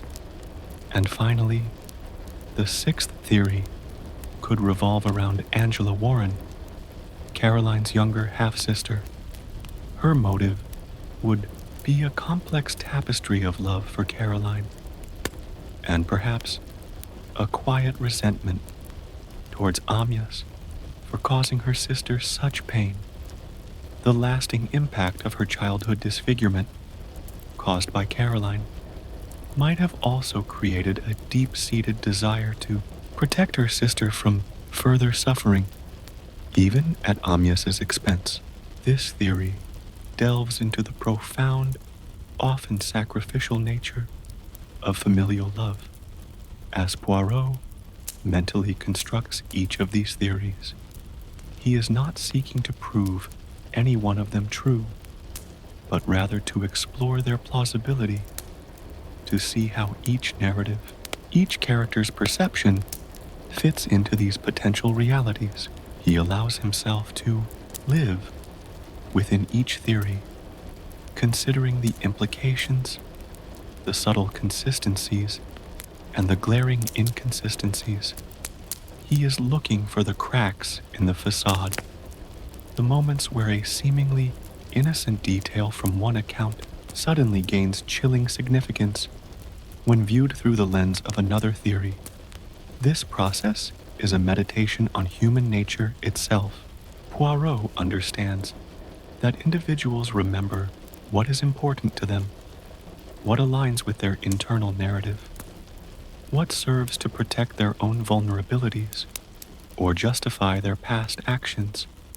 He is not just looking for lies, but for omissions, for self-deceptions, for the subtle ways in which the mind reshapes memory to create a coherent, palatable story.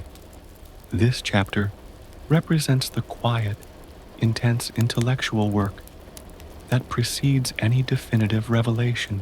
It is the moment where Poirot's extraordinary mind truly comes alive, meticulously sifting through the layers of subjective truth, searching for the underlying currents that will lead him to the single, undeniable truth.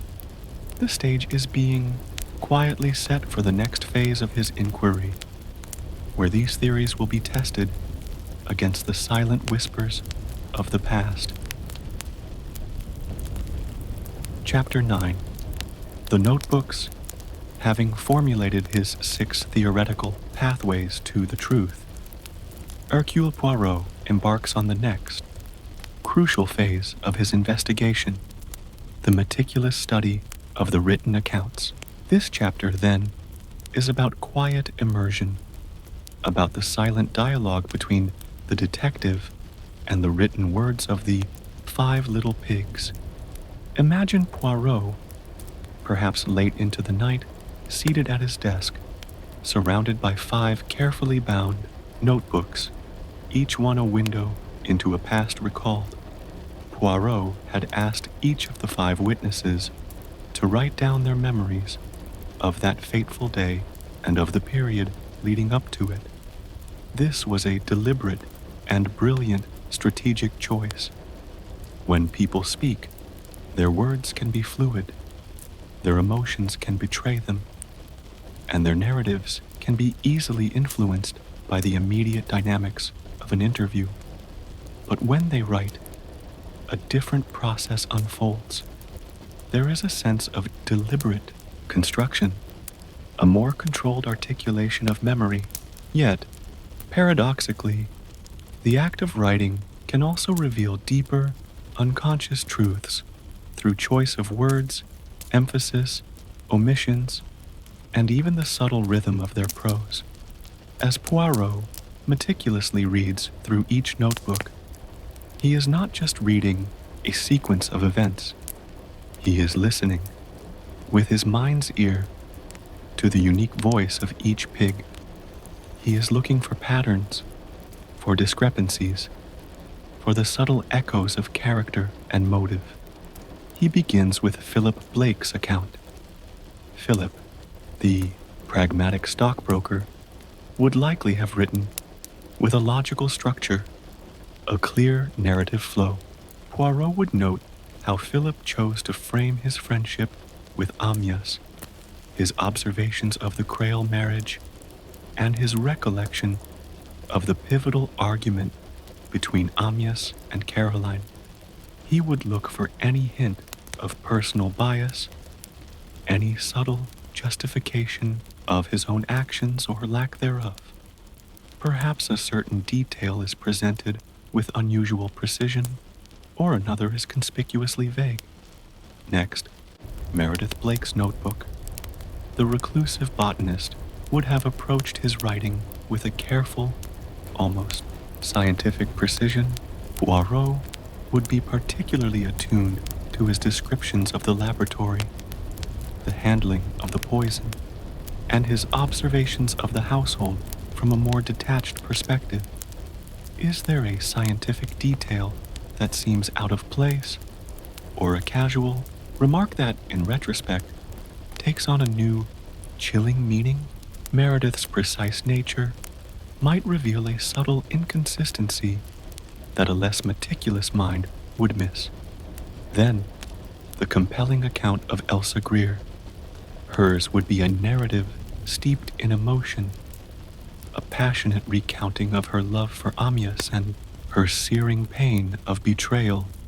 Poirot would read between the lines of her declarations of love and fury, searching for the true depth of her possessiveness, the precise moment of her realization that Amyas would not leave Caroline. He would look for the echoes of her raw emotion, the ways in which her anger or humiliation might have colored her perception of events, or caused her to omit details unfavorable to herself. Following this, the gentle, steadfast voice of Cecilia Williams. Her notebook would be a testament to her quiet devotion to Caroline. Poirot would pay close attention to her descriptions of Caroline's character, her steadfast belief in her innocence, and any small, seemingly insignificant details of Caroline's behavior that might shed light on her true state of mind. He would search for hints of Caroline's struggles, her quiet acts of resilience, and Cecilia's own deeply compassionate observations. Finally, the unique perspective of Angela Warren. Her account would likely be the most personal, the most emotionally charged, woven with the complexities of her relationship with Caroline and the shadow of her childhood disfigurement. Poirot would look for the raw, almost unfiltered emotions of a young woman who witnessed a deeply personal tragedy. He would seek out her unique understanding of Caroline's character, her capacity for self-sacrifice, and any telling observations about the final hours. Finally, the unique perspective of Angela Warren.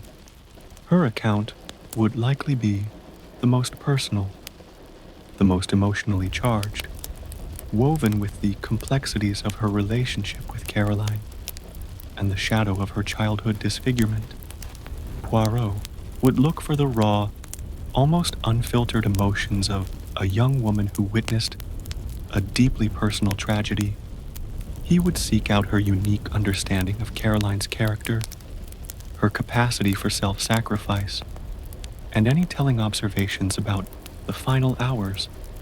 As Poirot reads, he is not simply absorbing information, he is comparing, cross-referencing, noting the subtle nuances of each individual's phrasing, the particular moments they choose to emphasize, and the apparent gaps in their memories.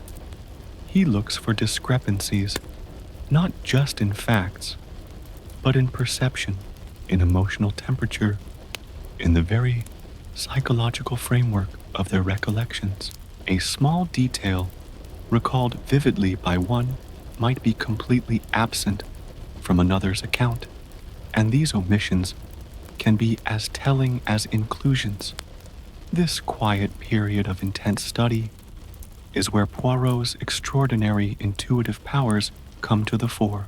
He is piecing together the emotional landscape of the crime, not just the physical one. He is searching for the single false note in the symphony of truth, the one discordant memory that, when identified, will unravel the entire harmonious illusion. The notebooks become not just records, but living documents, whispering secrets from the past, waiting for the discerning ear of the master detective to interpret their subtle language. The truth, long dormant, is beginning to stir, awakened by the quiet turning of pages. Chapter 10. The Search for a Pattern. With the 5 notebooks laid out before him, each a carefully penned testament to a fragment of the past, Hercule Poirot now enters a phase of profound reflection. This chapter is about the deep, almost meditative process of finding patterns, of discerning the hidden melodies within the seemingly disparate notes of memory. Imagine him, perhaps, sitting in a quiet, undisturbed room, allowing the intricate puzzle pieces to arrange themselves within his brilliant mind. Poirot's method here is not about searching for a single, obvious lie. He understands that memories, especially those steeped in trauma and time, are rarely simple fabrications.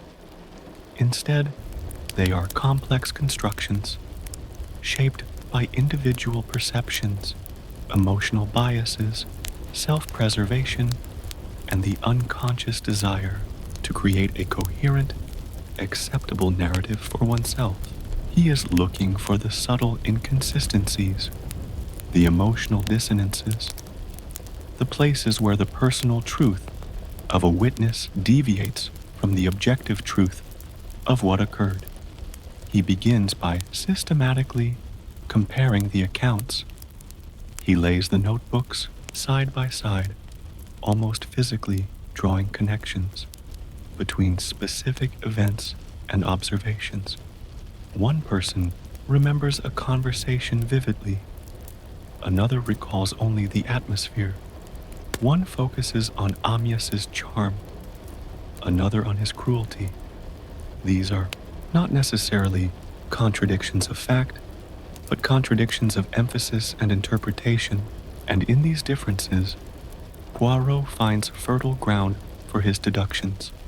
He is particularly interested in the timing of events, the precise sequence of actions and conversations leading up to Amyas's death. Each witness would have recalled their own movements, their own last interaction with Amyas or Caroline. By juxtaposing these timelines, Poirot can identify moments where a person's recollection might be subtly skewed, or where a gap in memory becomes suspiciously convenient. Poirot also pays close attention to the emotional tone of each narrative. How does Philip speak of his friendship with Amyas. How does Meredith describe the scene of the crime? What is the prevailing emotion in Elsa's account? Sorrow, anger, or a strange detachment? How does Cecilia convey her loyalty to Caroline, and Angela her deep love? These emotional imprints are as important as the factual details, for they reveal the inner landscape of the witnesses and often their subconscious motivations. He is searching for the point of departure, the moment in each narrative where it diverges most significantly from the objective truth, or where it reveals a hidden motive that the witness themselves might not even fully acknowledge. For instance, a seemingly casual remark might, when placed alongside another's account, suddenly reveal a deeper undercurrent of resentment or a concealed desire. He revisits his 6 theories, testing each one against the combined weight of the notebooks. Does the theory of Caroline's guilt hold up when viewed through Cecilia's unwavering belief in her innocence? Does the theory of Elsa's guilt gain strength when combined with the specific timing of Amyas's rejection and her subsequent emotional state? He is trying to see which theory best accommodates all the subtle nuances, which one explains not just what happened, but why it happened, and how it affected each individual involved. This process is like assembling a complex jigsaw puzzle without a picture on the box. Each piece, a memory, has its own shape and color. Some fit together easily, forming small, coherent sections. Others are stubbornly out of place, seemingly belonging to a different picture. Poirot's genius lies in his ability to see beyond the apparent mismatches, to rotate the pieces in his mind, and to find the hidden connections that suddenly snap them into place. He knows that the culprit, whoever they are, would have carefully constructed their own version of events, consciously or unconsciously, to steer suspicion away from themselves. The brilliance of this case is that the clues are not physical objects, but the subtle psychological imprints left within these remembered narratives. He is searching for the subtle shift in a perspective, the convenient lapse in memory, the too perfect explanation that, under scrutiny, begins to unravel. As Poirot continues this silent, intense work, the possibilities narrow, the seemingly clear paths begin to blur, and the hidden, more intricate paths start to emerge. He is moving closer to the truth, not through brute force, but through the gentle, persistent illumination of human hearts and minds. The quiet suspense builds not from action, but from the intricate dance of memory and the patient, discerning mind of the detective. Chapter 11. The Second Visit. With the insights gleaned from his meticulous study of the notebooks, Hercule Poirot now embarks on the next phase of his inquiry, a series of second, more focused interviews. This chapter is about the subtle art of probing, of gently nudging memories, and of observing reactions when previously held narratives are softly challenged. Imagine Poirot no longer simply listening, but now carefully orchestrating a delicate dance of questions and observations, seeking to unearth the deeper truths. He does not approach these second interviews with accusations or confrontational tactics. Instead, his method is one of subtle suggestion, of introducing small, seemingly innocuous details or observations he has gleaned from other accounts, and noting the ripple effect they have on the witness. He wants to see how each individual reacts when their carefully constructed memory is subtly disturbed, how their self-preserving narratives might begin to shift or reveal hidden tensions. His first stop might be back to Philip Blake. Poirot might gently introduce a detail from Meredith's account, perhaps related to the timing of a particular event, or a subtle observation about Amyas or Caroline that Philip might have overlooked or interpreted differently. He would observe Philip's reaction, a slight hesitation, a subtle change in his composure, a hurried justification. Is there a flicker of discomfort? A sudden shift in his otherwise logical demeanor?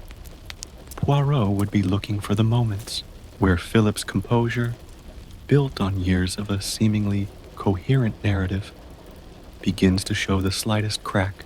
He might probe Philip's true feelings towards Caroline, or his deeper understanding of Amyas's character beyond the public facade. Next, a quiet visit to Meredith Blake. Poirot might bring up a detail from Elsa's passionate account, perhaps a moment of Amyas's volatile emotion, or a specific interaction between Amyas and Caroline that Meredith, in his detachment, might have simply noted but not fully registered emotionally. He would look for how Meredith reconciles this emotional information with his precise scientific recollection of facts. Does a subtle hint of uncharacteristic emotion surface in Meredith's otherwise calm demeanor? Poirot might delicately inquire further about the security of his laboratory, or the specific times he was absent from it on the day of the murder. Then, a return to the formidable Elsa Greer. This interview might be particularly delicate, as Elsa's emotional landscape is so intensely tied to her memories.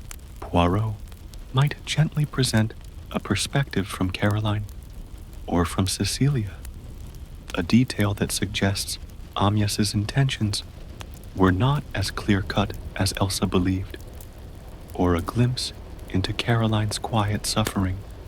He would observe if her fiery conviction wavers, if a hint of vulnerability or regret surfaces beneath her seemingly unyielding narrative of betrayal. He would seek to understand the depth of her rage and how it might have manifested. Following this, a quiet conversation with Cecilia Williams, Poirot, might introduce a detail from Philip's or Elsa's accounts that places Caroline in a slightly different light, or questions a specific interaction. He would watch for Cecilia's unwavering loyalty, but also for any subtle signs of an unspoken burden, a truth she has fiercely protected, even from herself. He might gently probe the extent of Caroline's suffering, and what Cecilia might have been willing to do to alleviate it. Finally, a sensitive discussion with Angela Warren. Given her deep emotional connection to Caroline, this would require the utmost delicacy. Poirot might introduce a subtle discrepancy in timing, or a seemingly innocent detail from another account that, when viewed through Angela's unique understanding of Caroline, might reveal a hidden layer of meaning. He would observe if her profound love for Caroline has perhaps caused her to subconsciously filter out inconvenient truths, or to interpret events in a way that protected her sister's image. He would be searching for the quiet, almost subconscious signals of a deeper, perhaps self-sacrificing understanding. Through these second visits, Poirot is not overtly challenging their stories.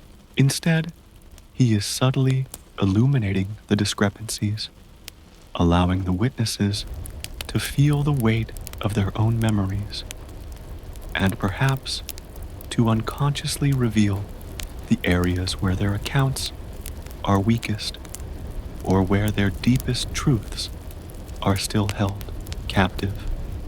He is observing their body language, their hesitations, the subtle shifts in their narratives, and the intensity of their emotional reactions. This chapter underscores the brilliance of Poirot's psychological method. He understands that truth is rarely forced. It must be gently coaxed out, like a shy creature from its hiding place. The quiet suspense lies in waiting for the moment when a flicker of recognition, a subtle moment of discomfort, or a nuanced rephrasing of an event signals that the true, complex narrative is finally beginning to surface, closer than ever to the clear light of day. Chapter 12. The Theory of Caroline's Innocence. With the notebooks thoroughly examined and the initial rounds of interviews completed, Hercule Poirot now enters a phase of profound clarity. This chapter is about the quiet, methodical elimination of possibilities and the gradual, almost inevitable, sharpening of his focus on a single, compelling truth.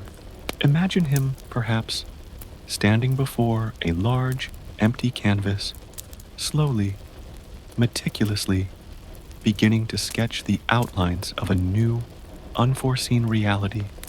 At this point in his investigation, Poirot begins to systematically discard the theories he has formulated, not because they are inherently flawed, but because they fail to fully encompass all the nuanced details, the psychological undertones, and the subtle discrepancies he has observed. The more he compares the narratives, the more he delves into the characters of the 5 little pigs, the more certain aspects of the official verdict, Caroline Creil's guilt, begin to unravel in his mind. He revisits the idea of Caroline's motive, jealous rage. While the public narrative painted her as a woman consumed by fury over her husband's infidelity, Poirot's deep understanding of human psychology, combined with Cecilia's and Angela's testimonies, paints a different picture. Caroline, they argued, was a woman of quiet strength, of deep, enduring love, and of a profound sense of self-sacrifice.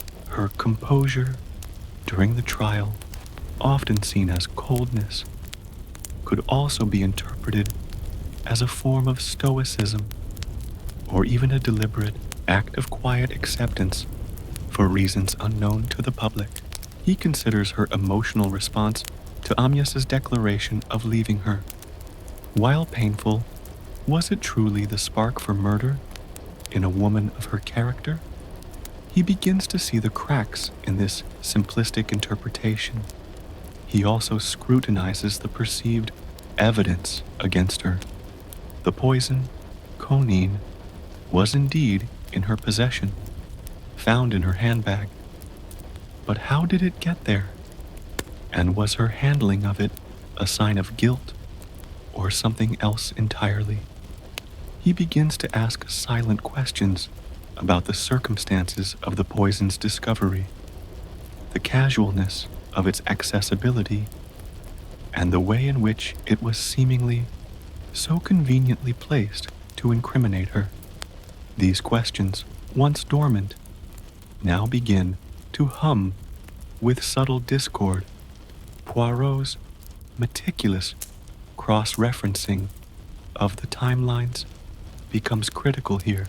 He notes the precise moments when each witness saw Amyas, their recollections of his state, and the subtle shifts in the atmosphere. He looks for moments where Caroline's actions, as remembered by the others, do not align with the narrative of a woman actively planning a murder. Perhaps a casual remark she made, or an action she took, suddenly seems inconsistent with the mindset of a killer. He begins to focus on the psychological motivations that might lead someone to allow themselves to be found guilty, even if innocent.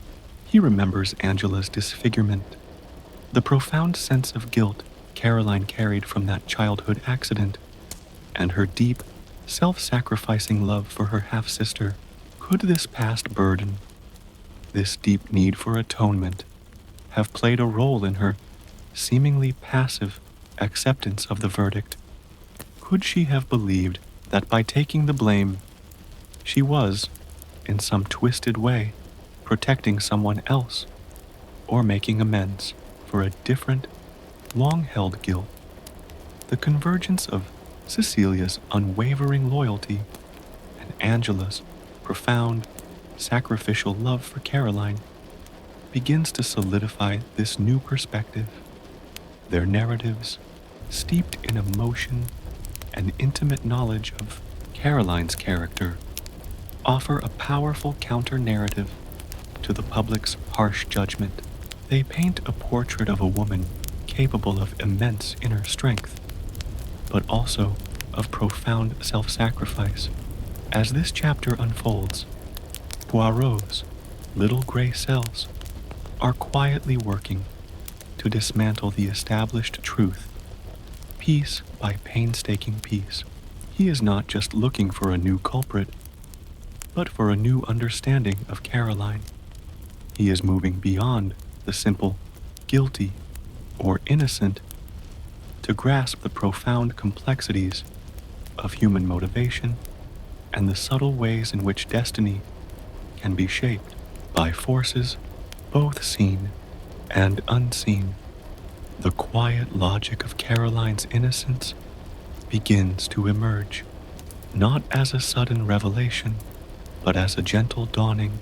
The discrepancies in the existing narrative, once dismissed as minor, now begin to coalesce into a coherent picture of a different reality.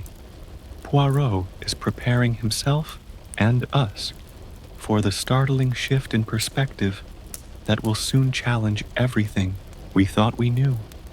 The stage is being quietly set for the true unveiling of the killer, a revelation born not of new facts, but of a profound rereading of the human heart. Chapter 13. The Crucial. Detail with the steadfast belief in Caroline's innocence, now firmly rooted in his mind, Hercule Poirot's focus sharpens like a fine lens. This chapter is about the quiet illumination of a single, crucial detail, a seemingly insignificant fragment of memory that, when viewed through the refined understanding of human psychology, unlocks the entire mystery. Imagine Poirot sifting through the grains of sand until one particular grain, no bigger than the rest, suddenly shimmers with an undeniable light. Having systematically reviewed the 6 theories and found weaknesses in each that pointed away from their simple conclusions, Poirot now turns his attention to the precise sequence of events on the day of the murder. He meticulously reconstructs the timeline, minute by minute, cross-referencing every movement, every conversation, every observation from all 5 witnesses. He is looking for the subtle anomaly, the slight deviation that, when understood, will betray the truth. The atmosphere at Alderbury on that fateful day was thick with tension, particularly between Amyas and Caroline. Amyas had delivered his cruel ultimatum to Caroline. He was leaving her for Elsa. This was a moment of profound emotional impact for all involved, and the key, Poirot realizes, lies in understanding how each person reacted to this seismic shift and what actions they took immediately afterwards. Poirot focuses on the timing of the poisoning itself. Amyas was poisoned in the afternoon while sitting in the garden painting Elsa's portrait. The poison was conine, a fast-acting substance. This means the window of opportunity for administering it was relatively narrow, making the precise movements of everyone involved immediately prior to his death utterly critical. He revisits the accounts of the 5 witnesses, searching not for outright lies, but for subtle inconsistencies in their timing or sequence of events. For instance, if one person remembers seeing Amyas at a certain time, and another remembers him being in a different place at that exact moment, a small crack in the collective narrative begins to appear. But the true breakthrough, the crucial detail, often lies not in a grand revelation, but in a small, almost mundane observation that suddenly clicks into place. It could be something like a witness recalling Amyas being in a particular mood, or making a specific casual remark at a time that, when cross-referenced with another account, becomes oddly significant. Perhaps it is a seemingly innocent action by one of the pigs that, viewed from a different angle, takes on a sinister new meaning. A moment of distraction, a casual glance, a forgotten item. These are the subtle crumbs that Poirot follows. He considers the possibilities. Who had access to the poison at the exact moment it could have been administered? Who had the motive that was both powerful and immediate enough to drive them to act in that precise window of opportunity? He might reflect on Meredith's precise description of his laboratory and the conine. He might reconsider Elsa's emotional volatility, the raw intensity of her rage and humiliation at Amyas's rejection. He might look at Philip's almost clinical objectivity, or Cecilia's quiet loyalty, or Angela's deep, self-sacrificing love for Caroline. Every detail, every nuance, every emotional undertone now becomes a potential key. The crucial detail, when it emerges, is not a new piece of evidence, but a reinterpretation of an existing one. It is the realization that a seemingly innocent action or statement, when placed in its exact chronological and psychological context, points unmistakably to the true killer. It is the moment when the pieces of the puzzle, which once seemed to fit together in one way, suddenly snap into an entirely different and far more accurate configuration. This chapter represents the quiet, intellectual climax of Poirot's investigation. It is the moment of synthesis, where the fragments of memory coalesce into a coherent and undeniable truth. The pieces are all there, meticulously gathered. Now, they simply need to be arranged by the master's hand, revealing the culprit not with a sudden, jarring crash, but with the quiet, inevitable clarity of dawn. The next step is to lay out the full, compelling, and ultimately tragic truth. Chapter 14. The Killer Revealed. Elsa Greer. And so, dear listener, we arrive at the quiet yet profound revelation that Hercule Poirot has meticulously pieced together from the delicate threads of memory. The atmosphere in the metaphorical room where Poirot stands now is one of quiet inevitability, as a long-held shadow begins to lift, revealing the contours of truth that have been hidden for 16 long years. With careful, measured words, he begins to unveil the identity of the true murderer. The killer of Amyas Creole was Elsa Greer. Imagine the silent weight of those words, settling gently yet firmly into the air. For 16 years, Caroline Creole bore the burden of a crime she did not commit, while Elsa lived under the radar of suspicion, her role in the tragedy largely overshadowed by Caroline's conviction. But for Poirot, the truth, once discovered, is always a stark and undeniable light. Poirot would explain, with his characteristic precision, the exact sequence of events that led to Amyas's death, focusing on Elsa's actions and motivations. The key, he would reveal, lay in the searing pain of Amyas's ultimate rejection of Elsa. Amyas, having led Elsa to believe he would leave his wife for her, made a casual, devastating announcement that day. Their affair was over. He would not leave Caroline.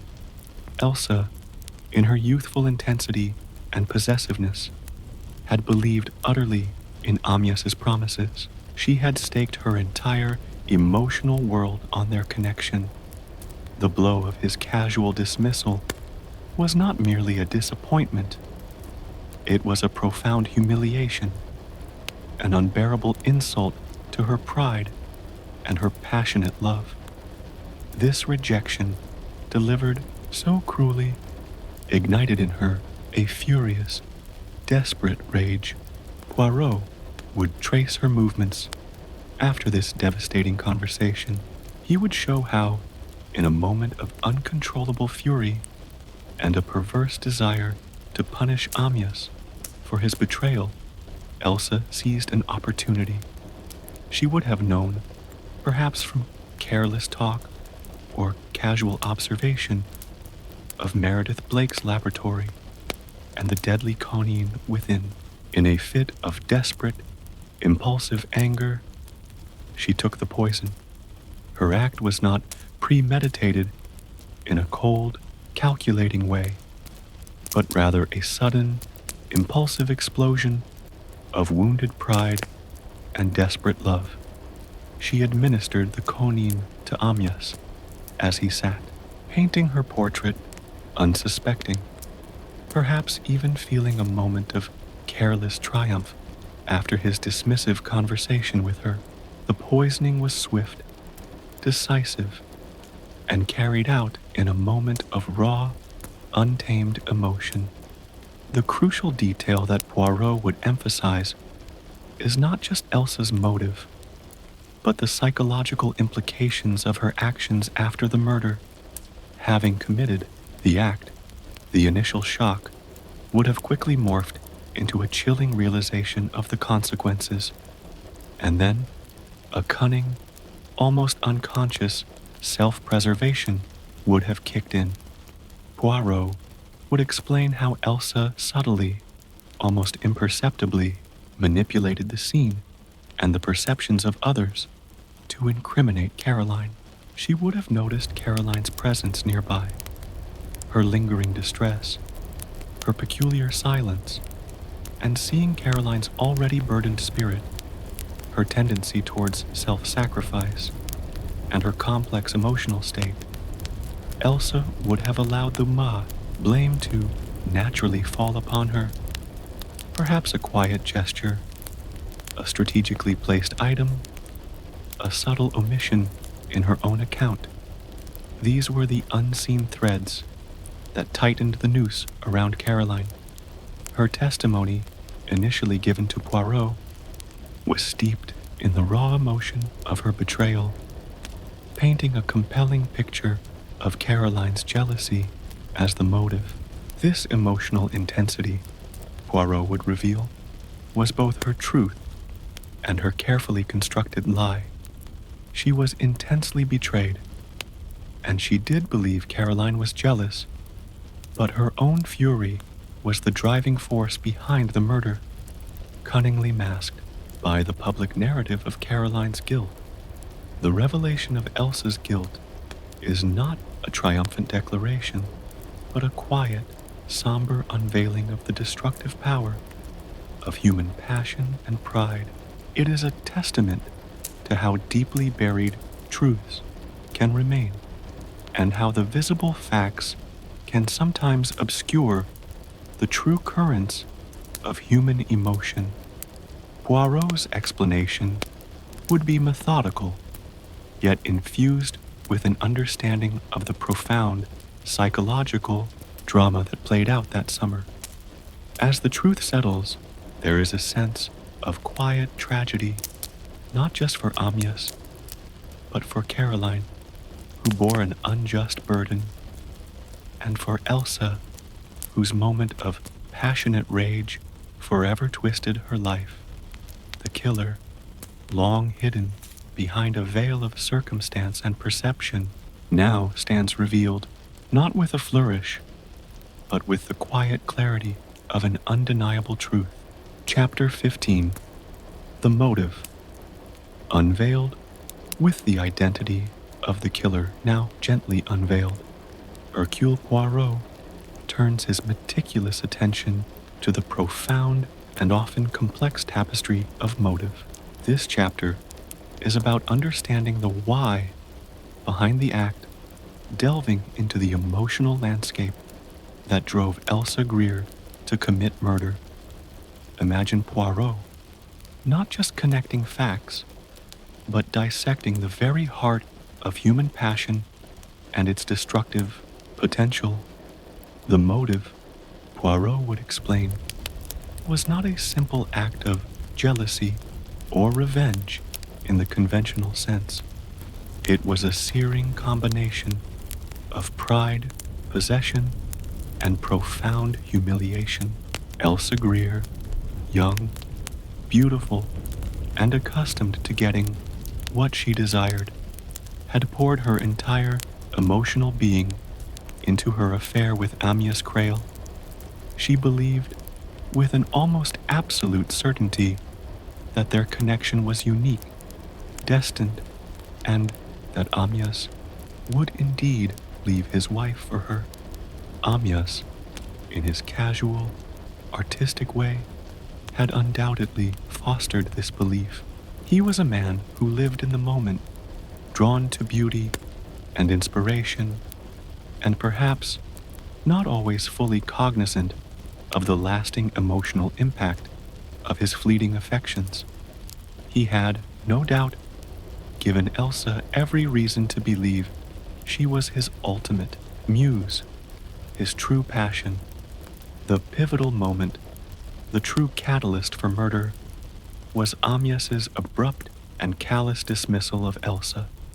As Poirot would explain, it was not merely a breakup, it was a devastating retraction of promises, delivered with a lightness that amplified its cruelty when Amyas told her, perhaps even with a careless laugh, that he would not leave Caroline, that their affair was merely a passing artistic fancy, a chapter to be closed.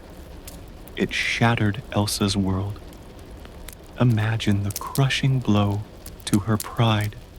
She, Elsa Greer, beautiful and desired, had been so casually discarded. The love she had believed in, the future she had envisioned, dissolved into nothingness, leaving behind a searing void. This was not just about losing a lover. It was about the brutal destruction of her self-worth, her vision of herself as the one indispensable woman in Amyas's life. Poirot would elaborate on the psychological impact of such a moment. For a character like Elsa, whose world was built on desirability and the fulfillment of her desires, this rejection would have felt like an existential threat. The rage that erupted within her was not just anger at a lover, but a desperate, furious reaction to her profound humiliation. It was the rage of a person who felt utterly exposed, betrayed, and robbed of what she believed was hers by right. Her act of murder, then, was an impulsive, desperate assertion of control in a situation where she felt utterly powerless. It was a perverse attempt to prevent Amyas from returning to Caroline or from moving on to another muse. If she couldn't have him, no one would. It was an act born of a primal, untamed possessiveness, where love had curdled into a destructive obsession.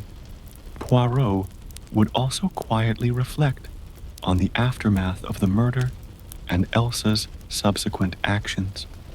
The cunning with which she allowed the blame to fall on Caroline was not necessarily a premeditated plot, but rather an instinctive act of self-preservation. She saw Caroline's quiet suffering, her dignified silence, her perceived coldness by others, and perhaps her underlying guilt about Angela. This created the perfect storm for Caroline to be the scapegoat. Elsa's silence, her carefully constructed narrative of Caroline's jealousy, served to cement the false truth and protect herself. The unveiling of this motive is a powerful testament to Agatha Christie's keen understanding of human psychology. It demonstrates how a single, devastating moment can twist love into something dark and destructive, and how pride, when wounded, can unleash a terrifying capacity for violence. It also explains why Elsa, for 16 years, maintained her silence, allowing the official narrative to stand, for it protected her from the profound consequences of her impulsive, passionate act. The motive, once seen, fits perfectly into the psychological landscape of the woman revealed to be the true killer. Chapter 16. Caroline's Sacrifice. With Elsa Greer unveiled as the true killer and her potent motive laid bare, Hercule Poirot now turns his gentle gaze to the profound and heartbreaking question of Caroline Creil's decision to accept the blame.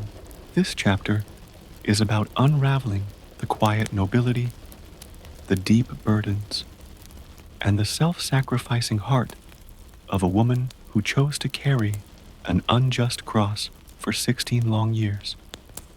Imagine Poirot, not judging, but quietly understanding the complex layers of a truly remarkable soul.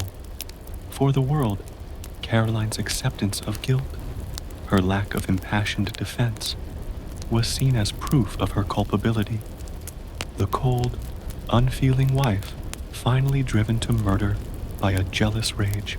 But Poirot, having listened deeply to Cecilia Williams and Angela Warren, and having meticulously studied Caroline's character through their eyes, understands a far more profound and tragic truth.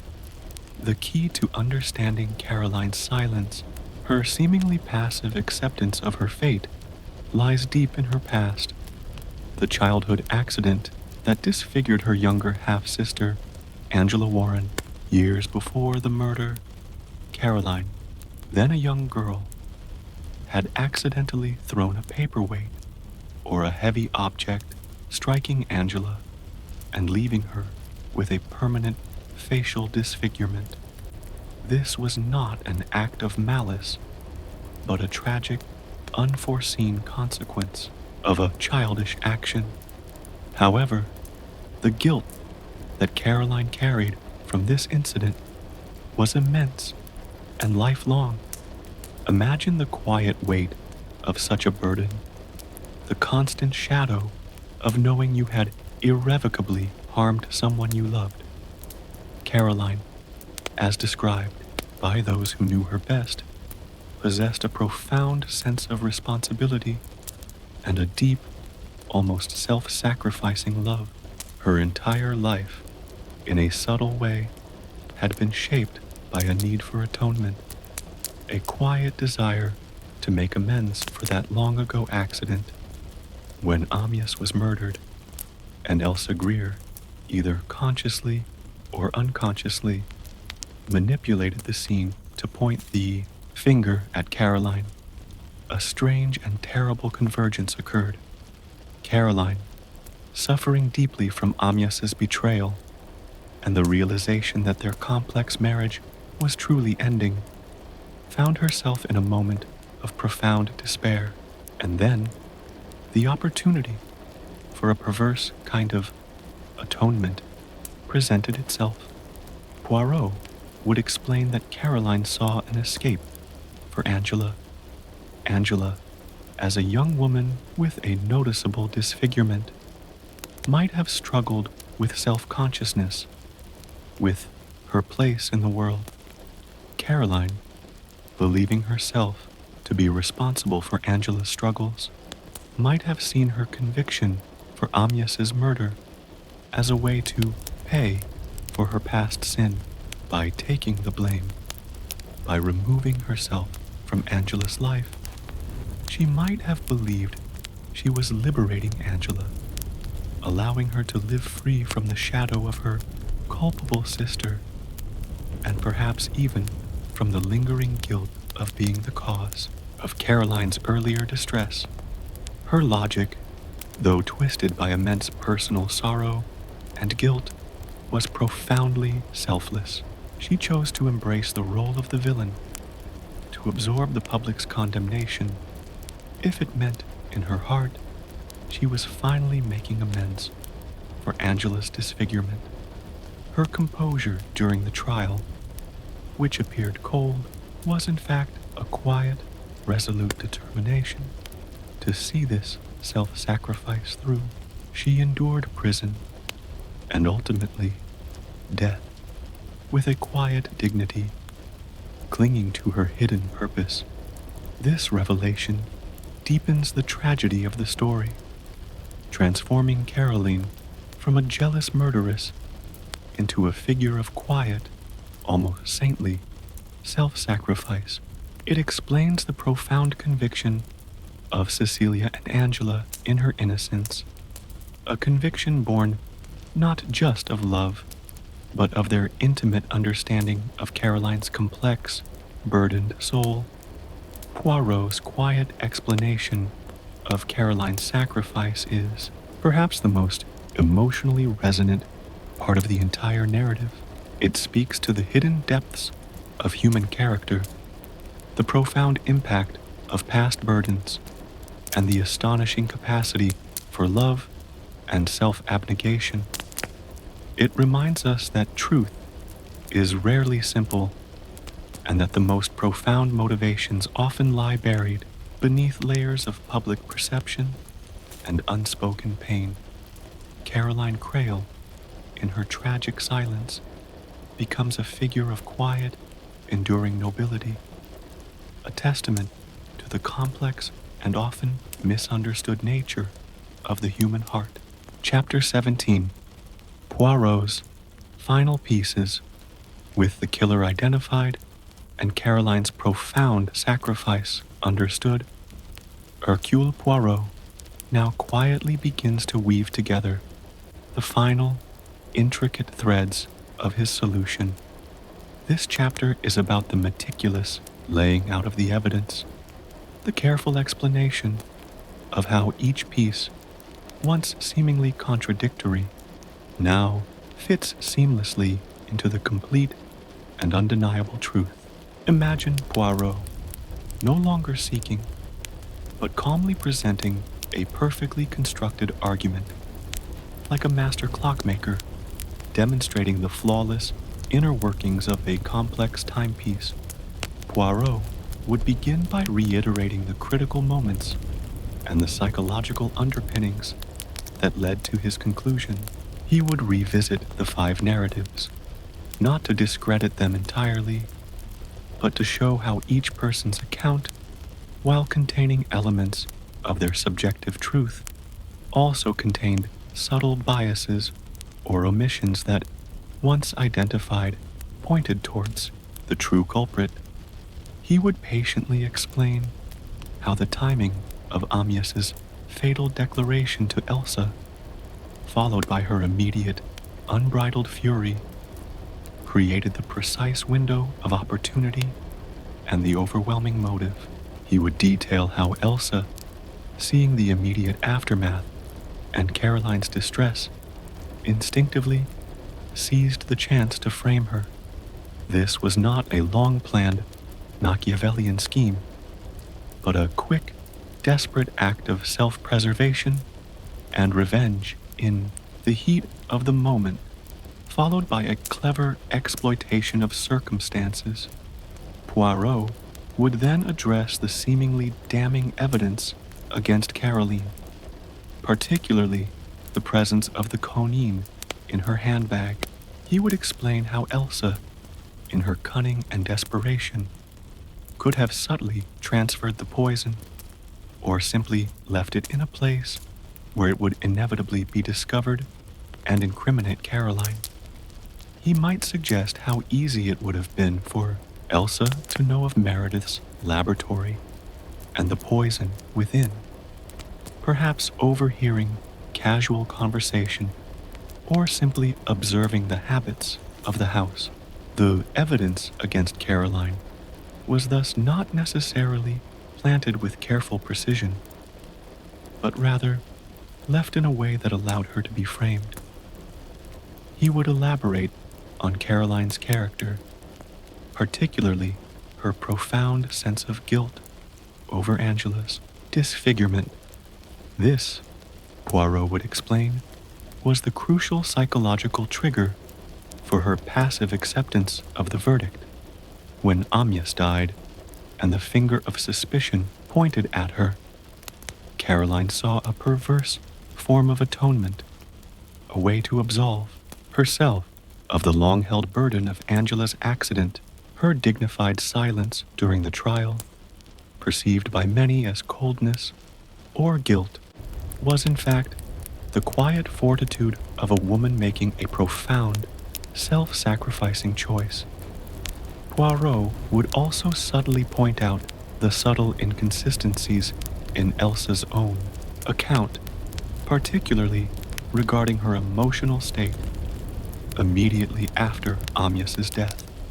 While she expressed sorrow and outrage, Poirot would reveal how the intensity of her emotional response to Amyas's rejection, as recollected by others, spoke of a rage far more potent than mere sadness. Her narrative, so compellingly framed around Caroline's jealousy, served as a brilliant smokescreen for her own far deeper and more immediate motive. He might gently touch upon the subtle ways in which the other witnesses, perhaps unconsciously, contributed to the mistaken verdict. Philip, focused on his friend Amyas, might have been too quick to accept the obvious. Meredith, detached and scientific, provided the means without fully understanding the emotional landscape. Cecilia and Angela, while deeply believing in Caroline's innocence, lacked the objective perspective to piece together the full picture of Elsa's actions. This chapter is Poirot's triumph of psychological deduction. He has not uncovered a new physical clue, but he has reinterpreted every existing piece of information through the lens of profound human understanding. He shows how the most powerful weapon in a murderer's arsenal can sometimes be the very self-deception or pre-existing burdens of their victim, allowing the truth to remain buried in plain sight. The final pieces of the puzzle now click into place, not with a jarring noise, but with the quiet, satisfying precision of a perfectly crafted solution. The long, silent echoes of the past finally resolve into a clear, understandable narrative, bringing a quiet sense of closure to a mystery that had haunted lives for 16 long years. Chapter 18.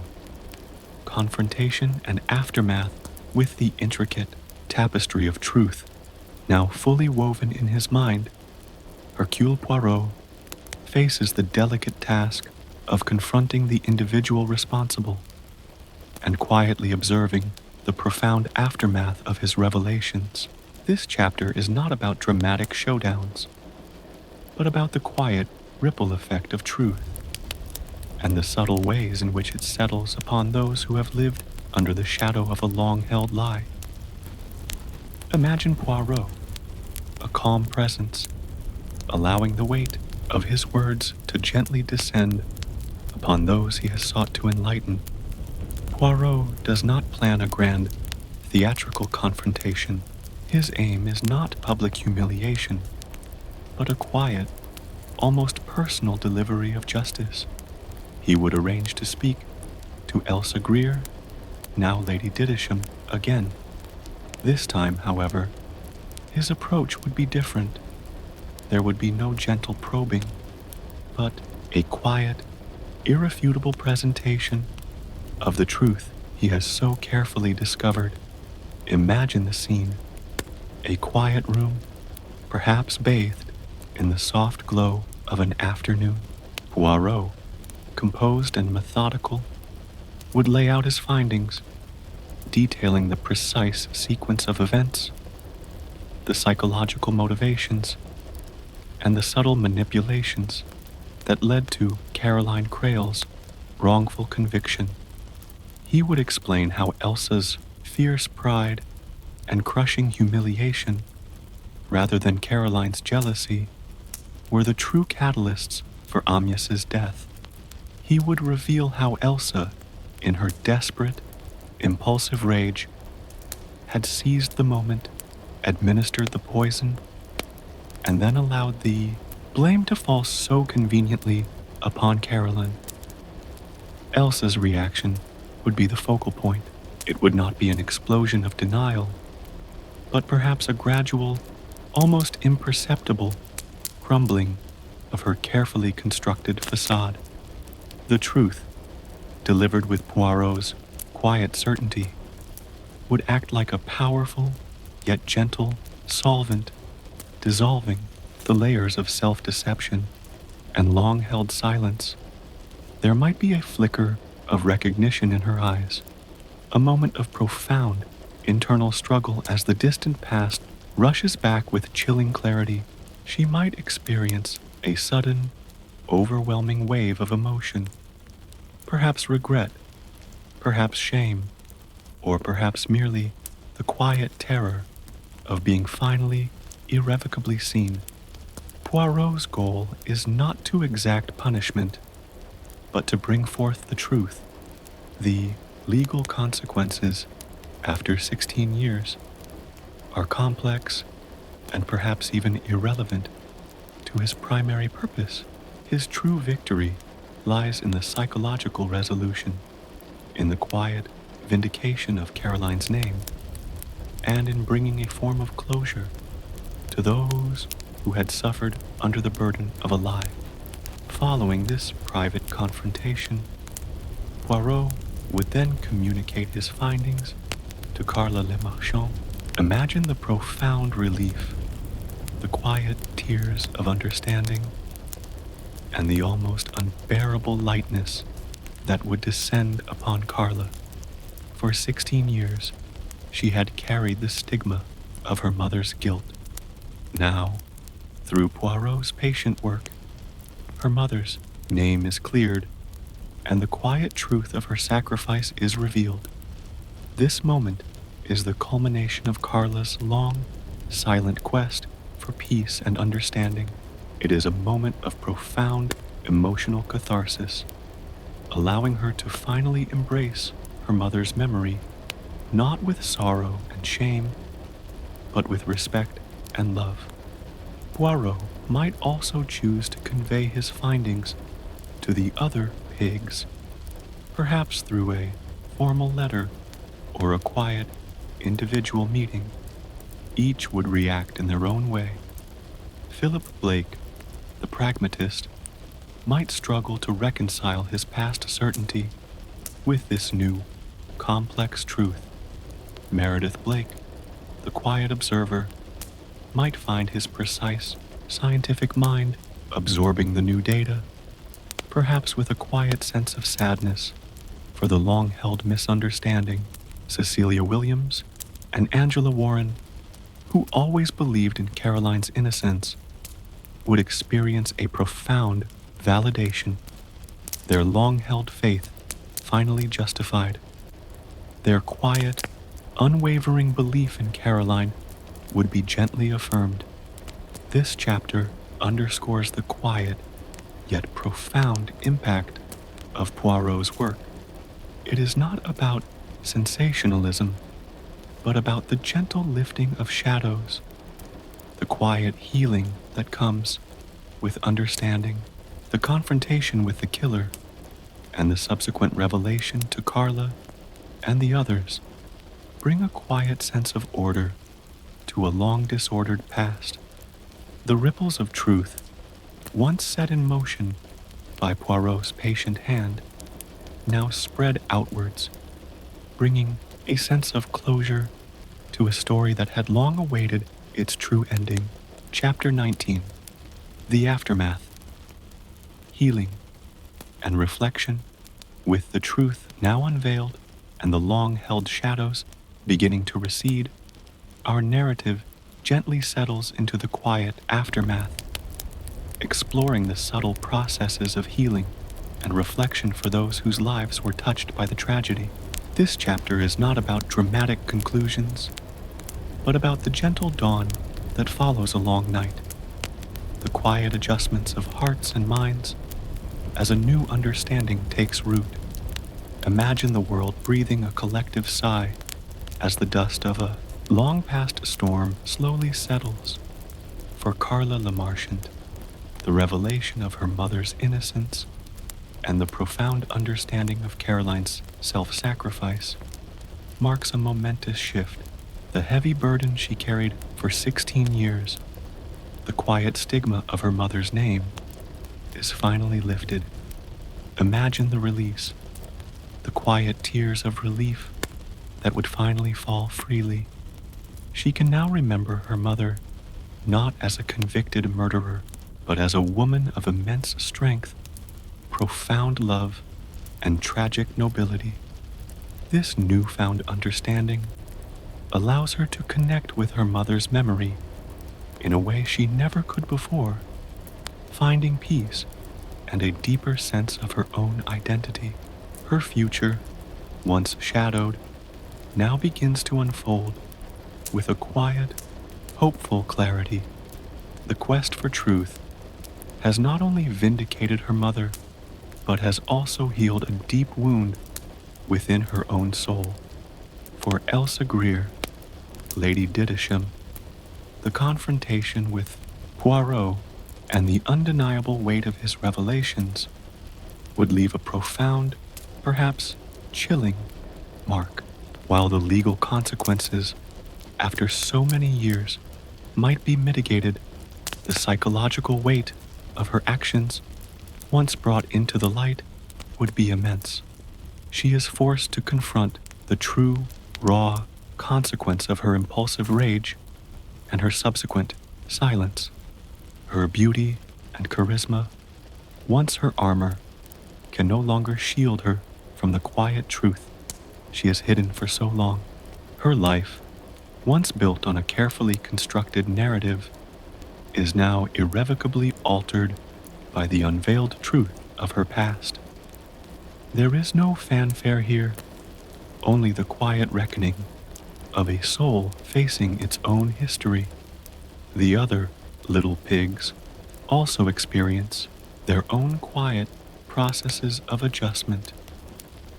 Philip Blake, the pragmatic friend, must now reconcile his long-held beliefs about Caroline's guilt with the meticulously presented truth. His logical mind, so accustomed to clear-cut facts, might struggle with the complexities of human emotion and hidden sacrifice. There might be a quiet sadness for the long-held misunderstanding and perhaps a subtle reevaluation of his own perceptions. Meredith Blake, the reclusive botanist, would absorb the new information with his characteristic quiet precision. For him, it would be a scientific resolution, a complex problem finally solved. He might reflect on the subtle details he observed, now seeing them in a new, clearer light. His world, structured by logic and observation, would quietly integrate this new, profound truth. Cecilia Williams and Angela Warren would experience a profound sense of vindication and quiet joy. For 16 years, they had clung to their unwavering belief in Caroline's innocence, often against the prevailing tide of public opinion. Now their faith is justified, their beloved Caroline's name cleared. This brings a deep, comforting sense of peace to their lives, allowing them to fully mourn Amyas and honor Caroline's memory without the lingering shadow of injustice. Their quiet loyalty and enduring love are affirmed. Poirot, having accomplished his task, would return to his meticulously ordered life, perhaps with a quiet satisfaction. For him, each case is not just a puzzle to be solved, but a journey into the human heart, a study of the intricate dance between good and evil, truth and deception. He leaves behind not just answers, but a quiet restoration of order, a gentle healing of fractured lives. This chapter reminds us that truth, even when delayed, possesses an inherent power to reshape reality and bring about a form of quiet closure. It speaks to the enduring nature of human emotion, love, guilt, forgiveness, and the subtle ways in which past events continue to ripple through the present. The aftermath is not a dramatic resolution, but a peaceful settling, a quiet acceptance of a profound and ultimately tragic truth. The threads of the story, once tangled, are now gently unraveled, allowing for a quiet sense of peace to finally descend. Chapter 20. The Enduring Legacy. As our quiet journey through the intricate world of Five Little Pigs draws to its gentle close, we reflect not just on the solved mystery, but on the enduring legacy of truth, memory, and the complex tapestry of human relationships. This final chapter is about the quiet echoes that linger, the lessons softly whispered by the past, and the profound impact of one man's unwavering pursuit of justice. Imagine the last notes of a beautiful melody slowly fading, leaving a quiet, lingering resonance in the air. The case of Amyas Creel's murder, once shrouded in public judgment and a mistaken verdict, has been quietly re-examined, its true contours revealed. The resolution, as meticulously crafted by Hercule Poirot, serves as a poignant reminder that truth is often far more nuanced and deeply human than simple facts or readily accepted narratives suggest. It is a testament to the idea that patience, empathy, and a deep understanding of psychology can illuminate the darkest corners of the past. The story leaves us with a profound appreciation for the fallibility of human memory. Each of the 5 little pigs remembered the events of that summer through their own subjective lenses, colored by their personal biases, their emotional investments, and their own needs for self-preservation or justification.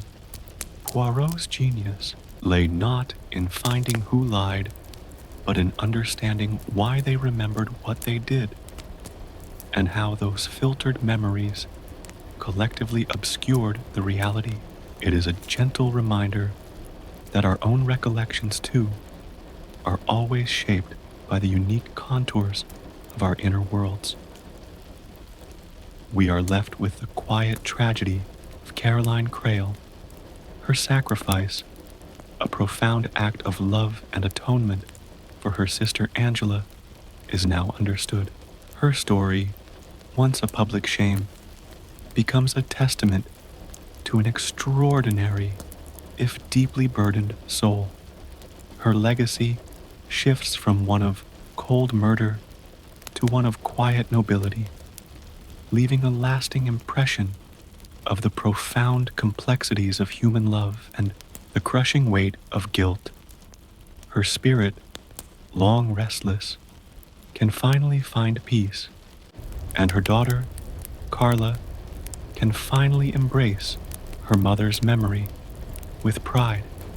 For Elsa Greer, the truth, once revealed, brings a quiet, internal reckoning. While the passage of years may have softened the edges of justice, the psychological weight of her actions, now laid bare, remains.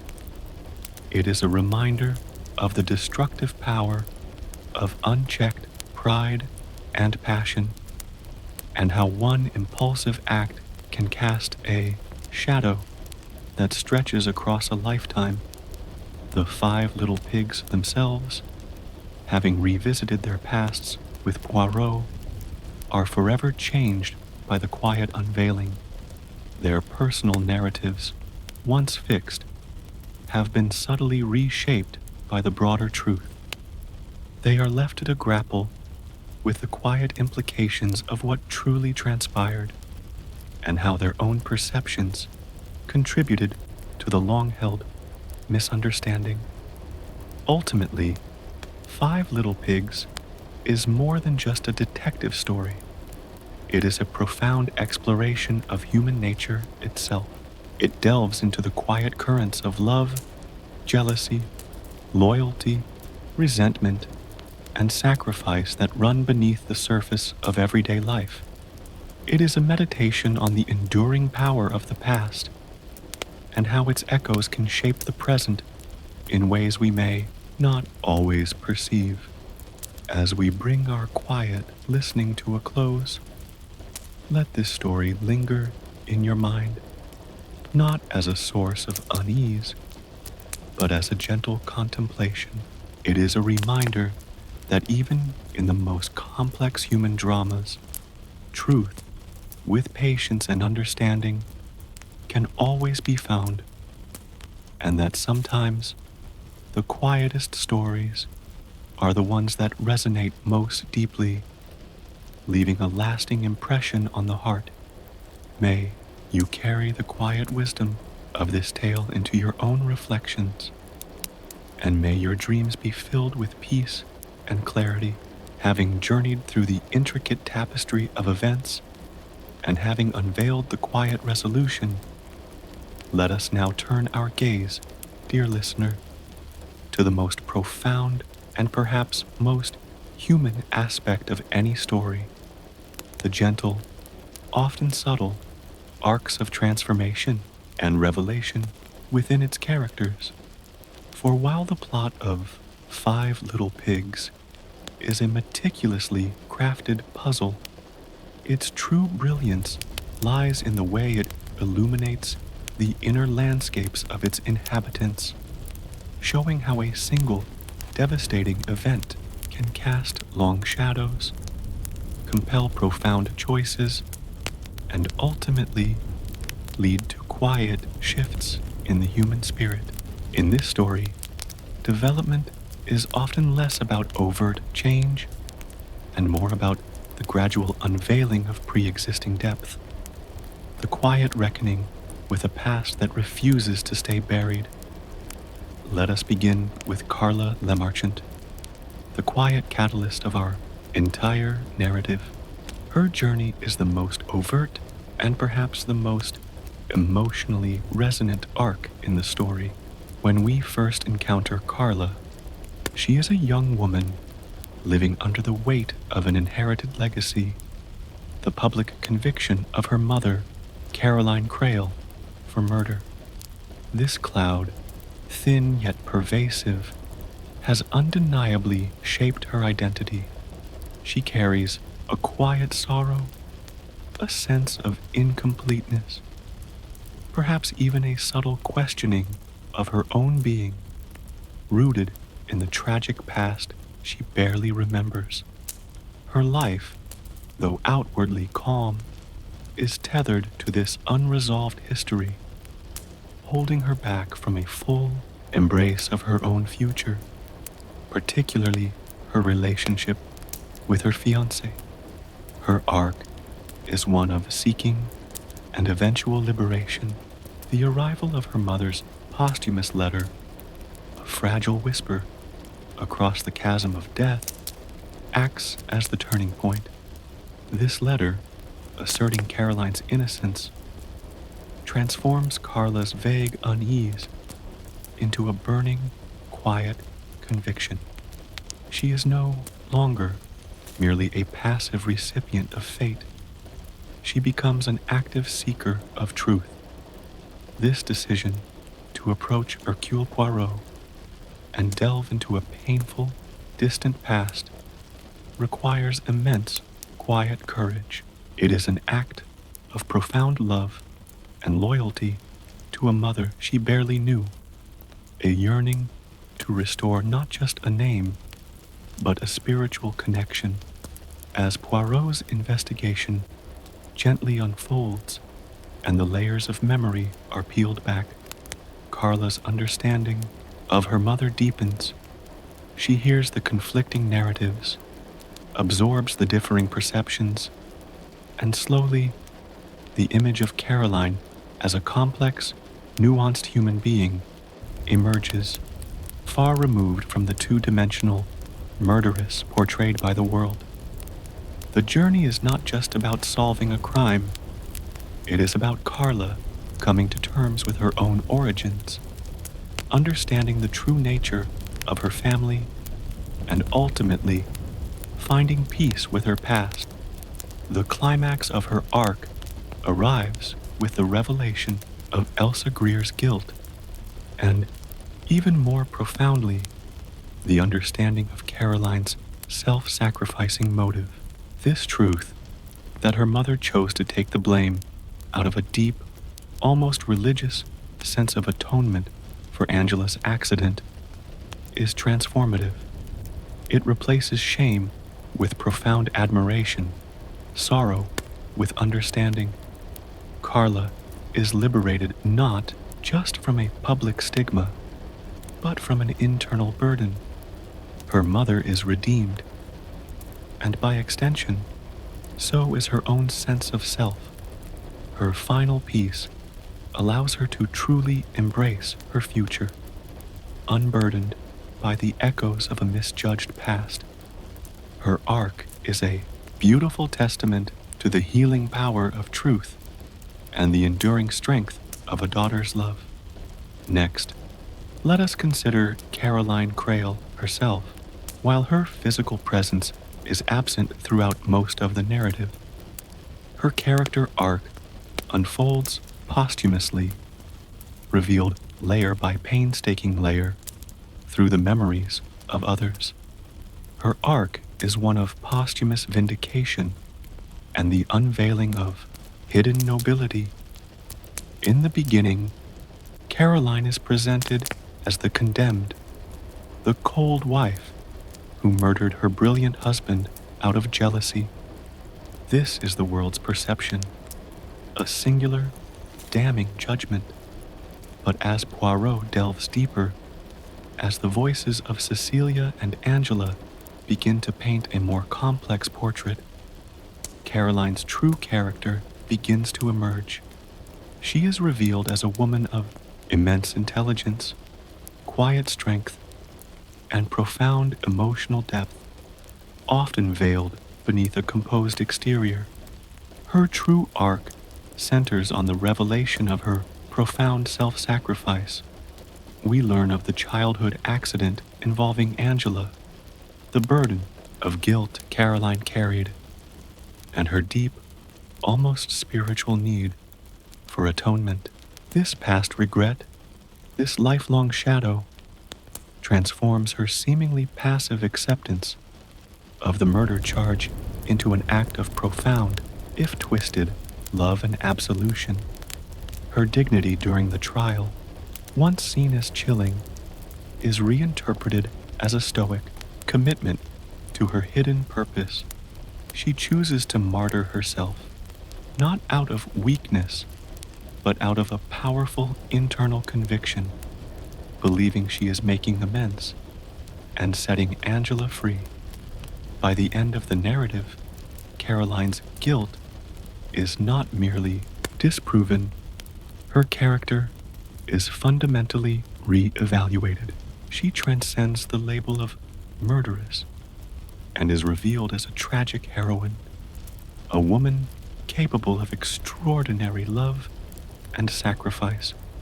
Her arc is a powerful exploration of how public perception can utterly misinterpret the private agony and noble motivations of an individual. It forces us to question our assumptions and to look beyond the obvious into the complex, often hidden depths of the human heart. Her development is a quiet revolution in understanding, allowing her to finally rest in peace, truly seen and truly understood. Now, let us turn to Elsa Greer, Lady Dittisham, the true architect of the tragedy. Her arc is one of revealed culpability and the subtle burden of hidden truth. Initially, Elsa is presented as the beautiful, magnetic catalyst for the Creole marriage's dissolution, the object of Amyas's final obsession. Her testimony in the past would have portrayed her as a victim of circumstance, or perhaps a wronged party, her intense passion for Amyas fueling the narrative of Caroline's jealousy. She embodies the allure and danger of a passionate affair. Her arc is not one of transformation, but of the unveiling of her true nature and the consequences of her actions. We learn that beneath her captivating exterior lay a fierce pride, a deep possessiveness, and a terrifying capacity for impulsive, destructive rage when scorned. Her emotional intensity, which once seemed merely a sign of deep love, is revealed to be a powerful, almost untamed force that led her to commit murder. Her act was not premeditated with cold calculation, but born from a moment of profound humiliation and a desperate, violent assertion of control when Amyas rejected her. The climax of her arc, though subtle, occurs during her quiet confrontation with Poirot. She is forced to face the truth she has buried for 16 years. There is no grand confession, perhaps, but a silent acknowledgement, a subtle shattering of her composure. Her subsequent years of living under a lie, allowing an innocent woman to die in prison, would now weigh on her, not just as a secret, but as a revealed truth. While the direct legal consequences might be tempered by time, her inner world is irrevocably altered. She is no longer just the beautiful, desirable woman. She is the one who took a life and allowed another to suffer for it. Her arc is a stark reminder of the corrosive power of guilt and the silent, enduring burden of a truth suppressed. Let us consider the two brothers, Philip Blake and Meredith Blake, and their individual yet interconnected journeys of re-evaluation. Philip Blake. As Amyas's best friend, Philip initially embodies the perspective of straightforward loyalty and pragmatic understanding. He is a man of logic, and his initial account of the murder, while perhaps subtly biased by his affection for Amyas, largely aligns with the official verdict. He saw what he expected to see: a jealous wife. His arc is one of confrontation with a more complex truth and the reevaluation of assumptions. As Poirot's investigation unfolds, and particularly as the full truth of Caroline's sacrifice and Elsa's guilt is revealed, Philip is forced to confront the limitations of his own logical, yet perhaps emotionally unseeing, perspective. He must re-examine his memories, not just of the crime, but of his friends. He learns that human motivations can be far more intricate than simple facts suggest, and that even a close friendship can blind one to deeper currents. His belief system, based on rationality, is challenged by the profound irrationality of human emotion and sacrifice. His arc is quiet, internal, a subtle shift in his understanding of the world and the people within it. Meredith Blake, Meredith, Philip's elder brother, is the reclusive botanist, a man of scientific precision and quiet observation. His initial perspective is detached, focused on the facts of the poison and the technicalities of the scene. He is an almost passive observer, unburdened by overt emotional biases towards the Crail marriage. His arc, like Philip's, is one of intellectual and emotional recalibration. He is crucial as the source of the poison, providing a factual detail that, initially, seemed to incriminate Caroline, as Poirot reveals the true sequence of events and Elsa's role. Meredith must integrate this new information into his precise worldview. His scientific mind, accustomed to observable facts, is now confronted with the profound, unseen forces of human passion and deceit. He understands the mechanism of the crime more fully, but also, perhaps, the human folly that underpins it. His arc is subtle, a quiet widening of his perceptive abilities, encompassing not just the measurable, but the immeasurable complexities of the human heart. Finally, let us reflect upon Cecilia Williams and Angela Warren, whose unwavering belief in Caroline's innocence forms a powerful counter-narrative throughout the story. Their arcs are not of discovery, but of vindication and quiet affirmation.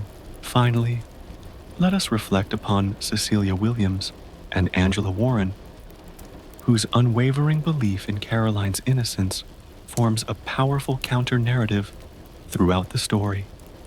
Their arcs are not of discovery, but of vindication and quiet affirmation. Cecilia Williams, the devoted governess, Cecilia embodies unwavering loyalty and a deep, intuitive understanding of Caroline's character. From the very beginning, even in the face of public condemnation, she believed in Caroline's innocence. Her initial testimony is steeped in this conviction, highlighting Caroline's quiet dignity and strength. Her arc is one of justification and quiet triumph.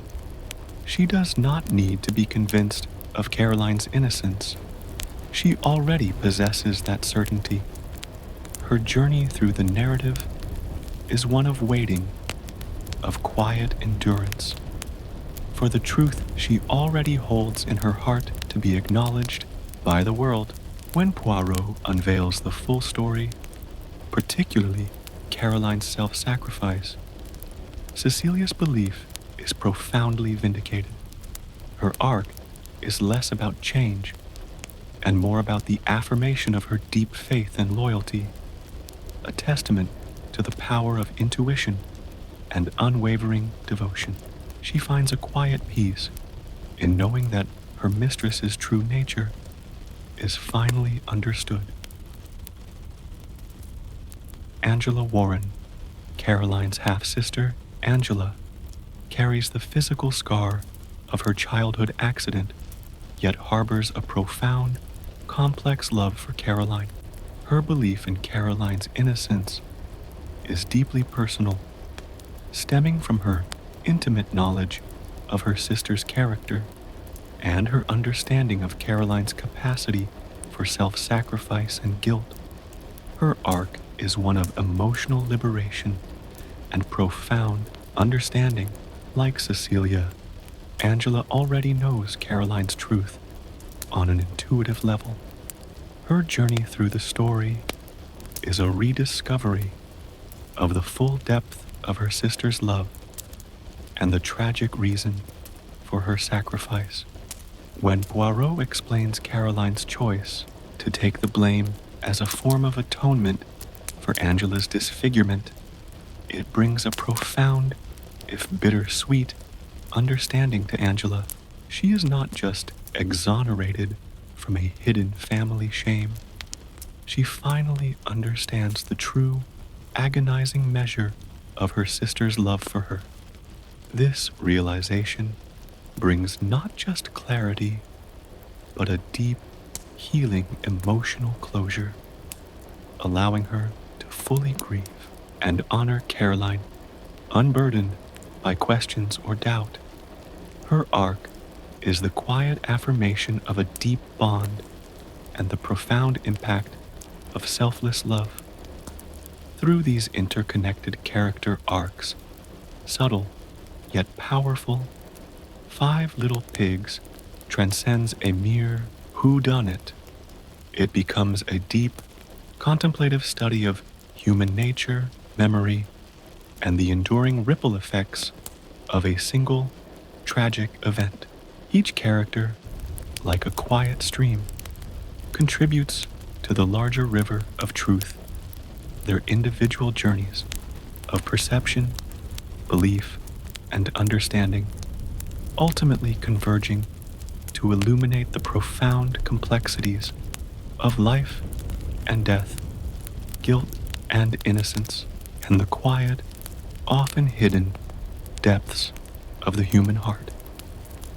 Now, dear listener, as we delve deeper into the nuanced world of Five Little Pigs, it feels fitting to pause and gently illuminate the landscape of its creation, the historical context in which Agatha Christie conceived and wrote this remarkable novel. For no story, however timeless in its themes, exists in a vacuum. It is always, in subtle and profound ways, a product of its time, reflecting the prevailing social attitudes, legal frameworks, and the quiet anxieties that permeate the air. Understanding the historical canvas upon which Five Little Pigs was painted allows us to appreciate its deeper layers, its subtle critiques, and the quiet resonance of its human drama. Five Little Pigs was published in the UK in 1943 under the shadow of World War II. However, the murder, at its heart, the central event that Poirot investigates, occurred 16 years prior, placing it squarely in the mid-1920s, a period often referred to as the interwar years, or the Roaring Twenties in Britain. This temporal duality, a story written in a time of global conflict, looking back at a period of tentative peace and social upheaval, lends a unique depth to the narrative. It allows for a reflection on how time alters perception and how the societal changes of 2 decades might subtly reshape memory and understanding. Let us first consider the social attitudes of 1920s and 1930s Britain, particularly concerning marriage, gender roles, and morality, which deeply permeate the characterizations and the underlying tensions of the story.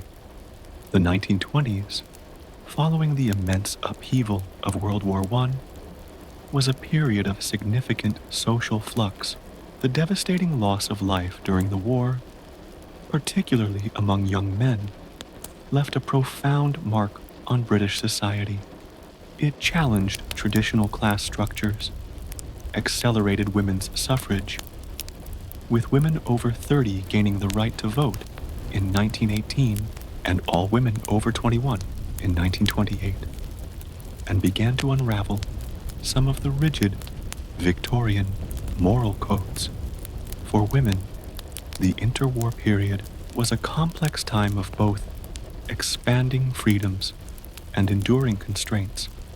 While women had stepped into roles traditionally held by men during the war, the prevailing societal expectation was still that their primary place was in the home, as wives and mothers.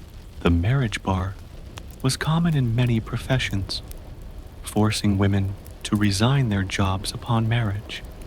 This meant that for many women, particularly middle and upper class women, marriage was still the primary, if not the only, respectable path to financial security and social standing.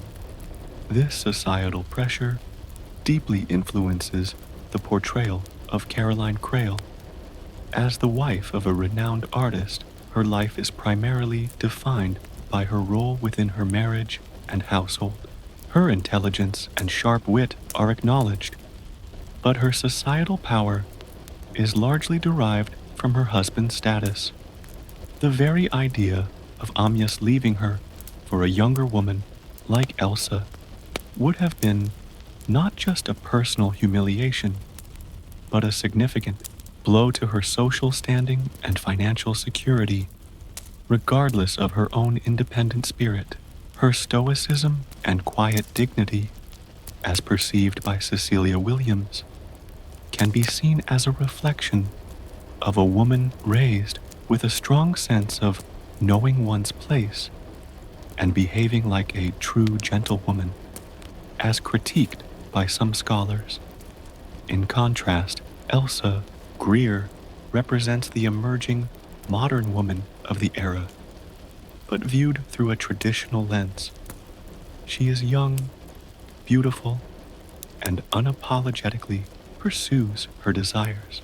Her casual dismissal of marital fidelity and her open affair with a married man would have been seen as a significant moral transgression by the more conservative elements of society. Elsa's ambition and her direct pursuit of Amyas, coupled with her nouveau riche background — her father was a self-made mill hand — challenged the established social order. Christie subtly imbues Elsa with characteristics that, to a traditionalist, might signify a lack of breeding or not knowing her place. Her boldness, her focus on instant gratification, her emotional intensity, her fate, while legally unpunished, can be seen as a subtle moral judgment within the narrative, implying that her transgression of social norms ultimately leads to profound personal consequences.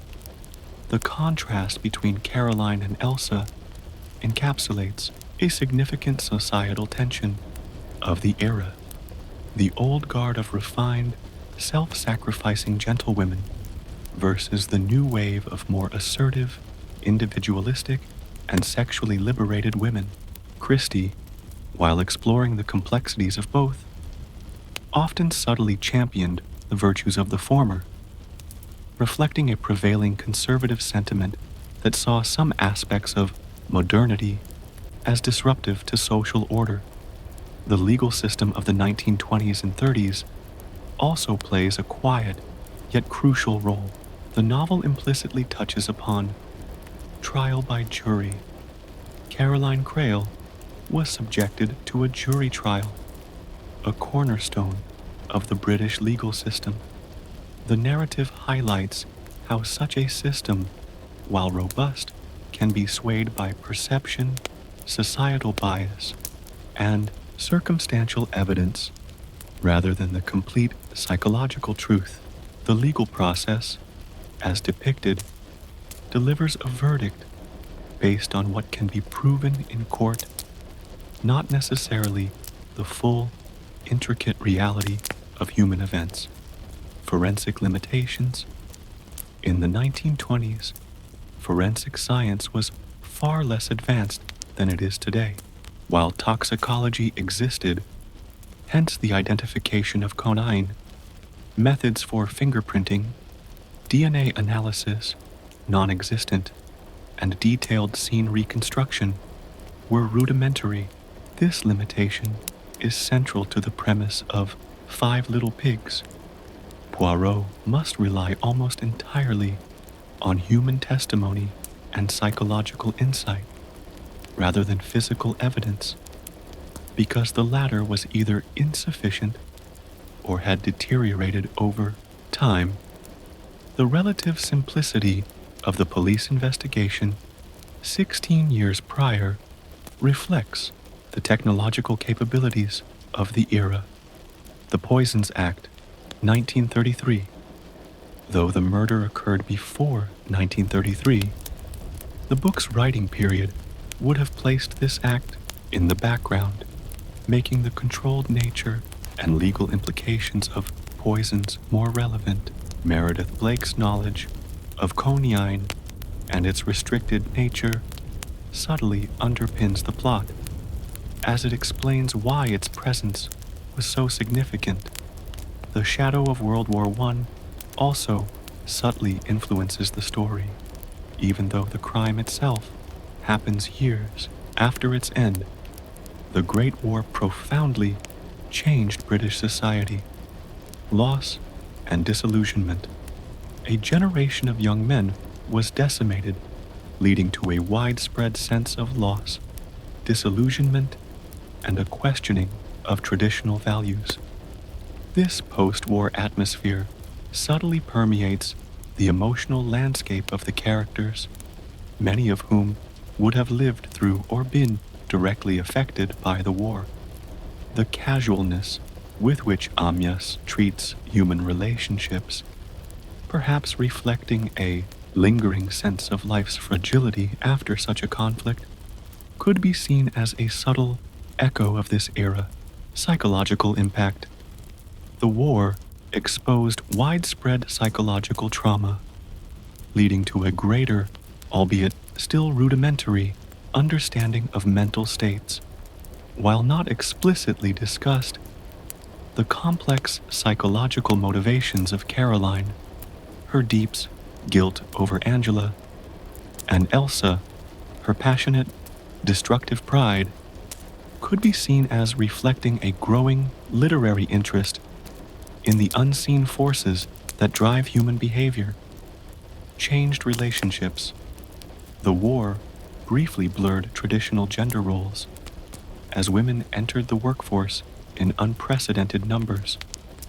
While many were pushed back into domestic roles afterward, the genie was, to some extent, out of the bottle.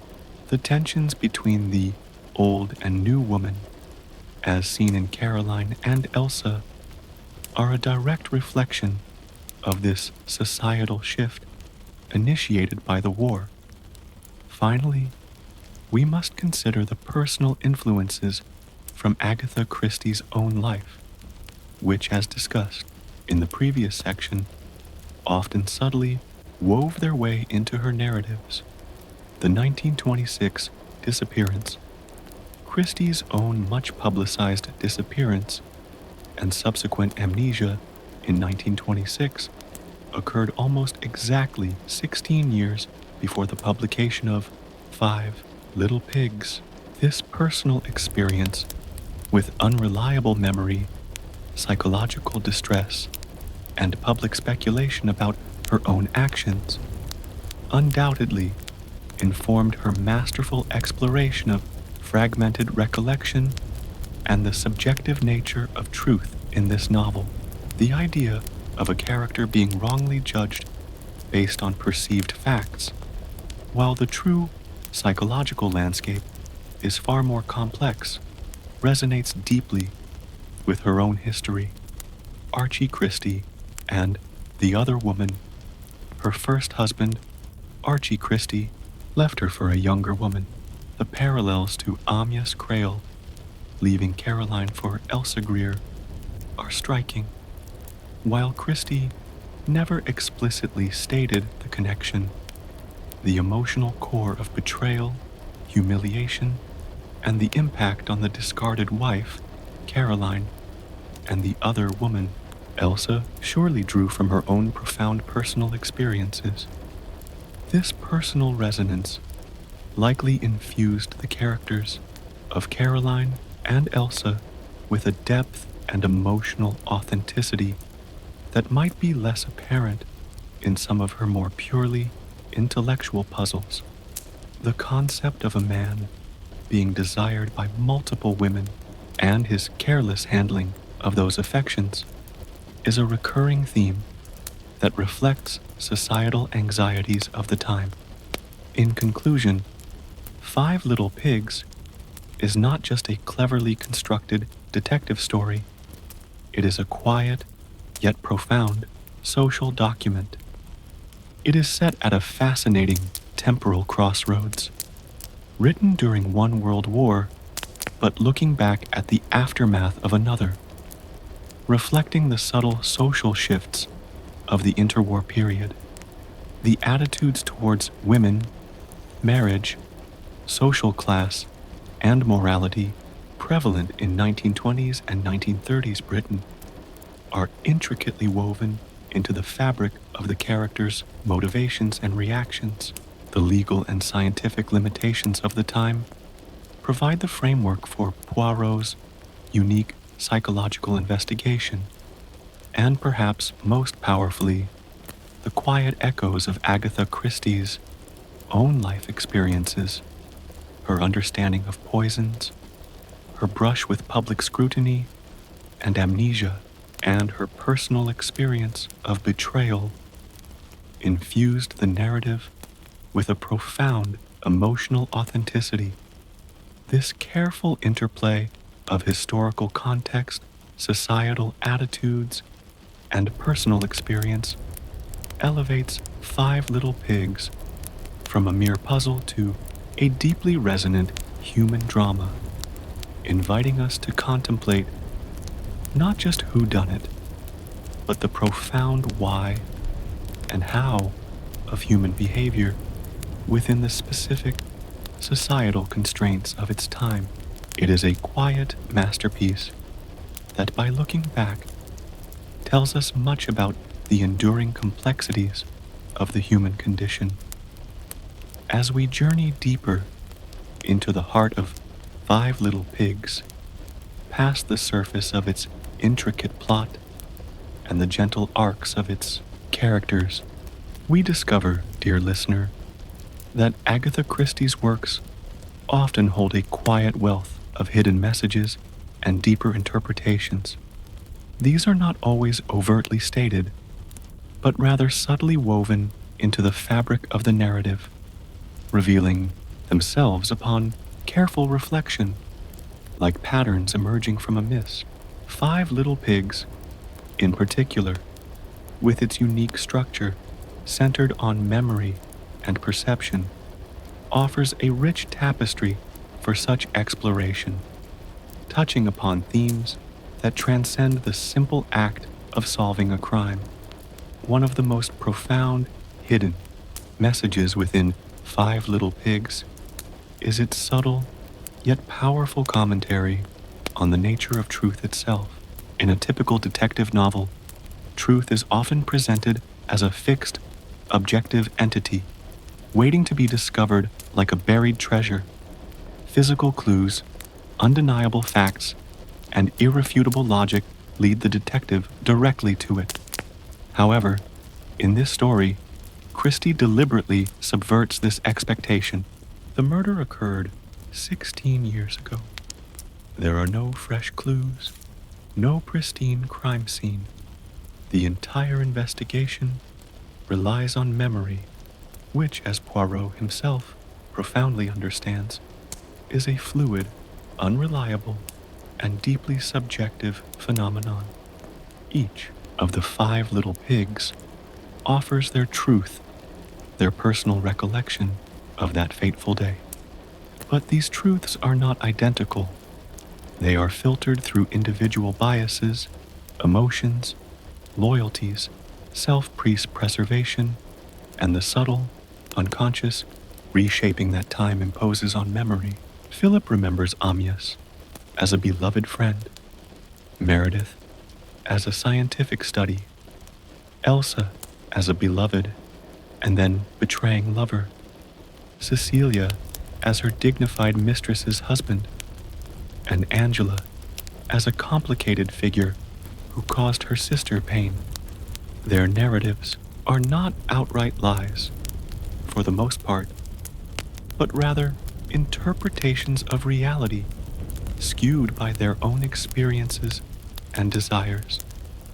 The hidden message here is that objective truth is often elusive, constructed from multiple subjective viewpoints.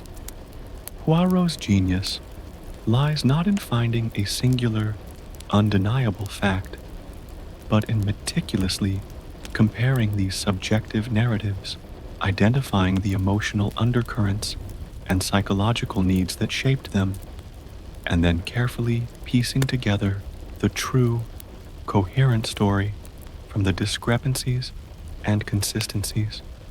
Christie challenges us to question what we perceive as fact and encourages a deeper understanding that human reality is often multifaceted and complex.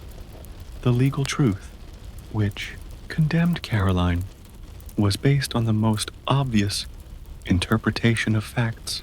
Poirot's truth delves into the deeper, often hidden, psychological currents.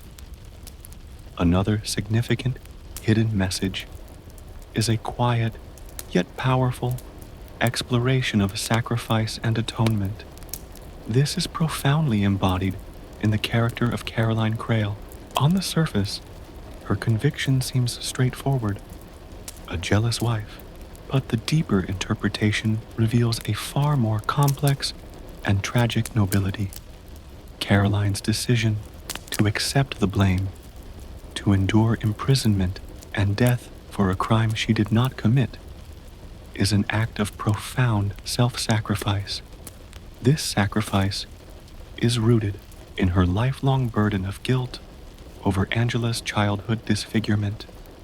The hidden message here is about the enduring power of unaddressed guilt and the human capacity for extreme self-punishment or atonement.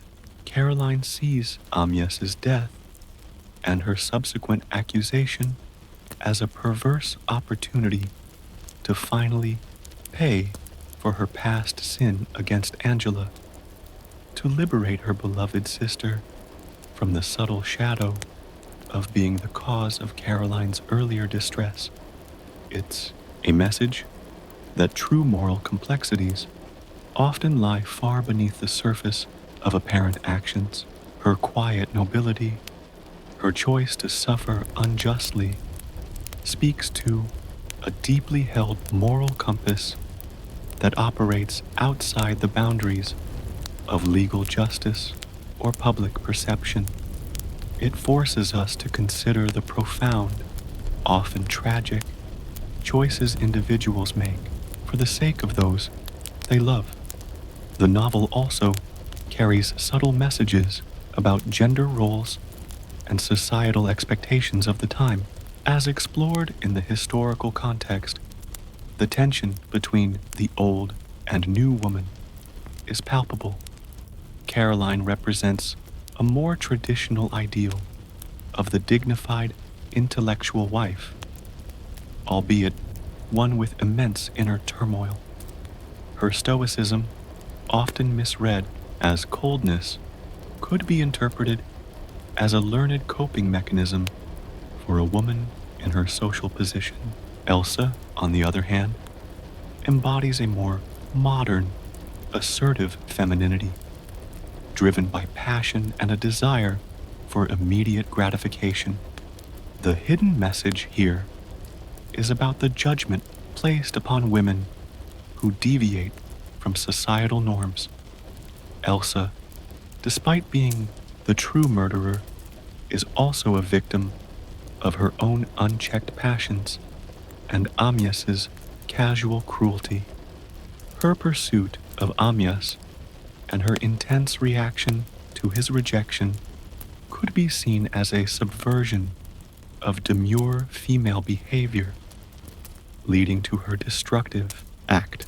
The story implicitly comments on the pressures faced by women to conform and the consequences when they either adhere to rigid expectations, like Caroline's stoicism, leading to misinterpretation, or defy them, like Elsa's unchecked desires, leading to violence.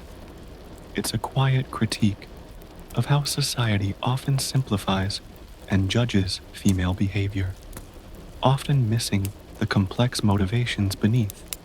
Furthermore, Five Little Pigs offers a powerful interpretation of memory as an active, not passive, process.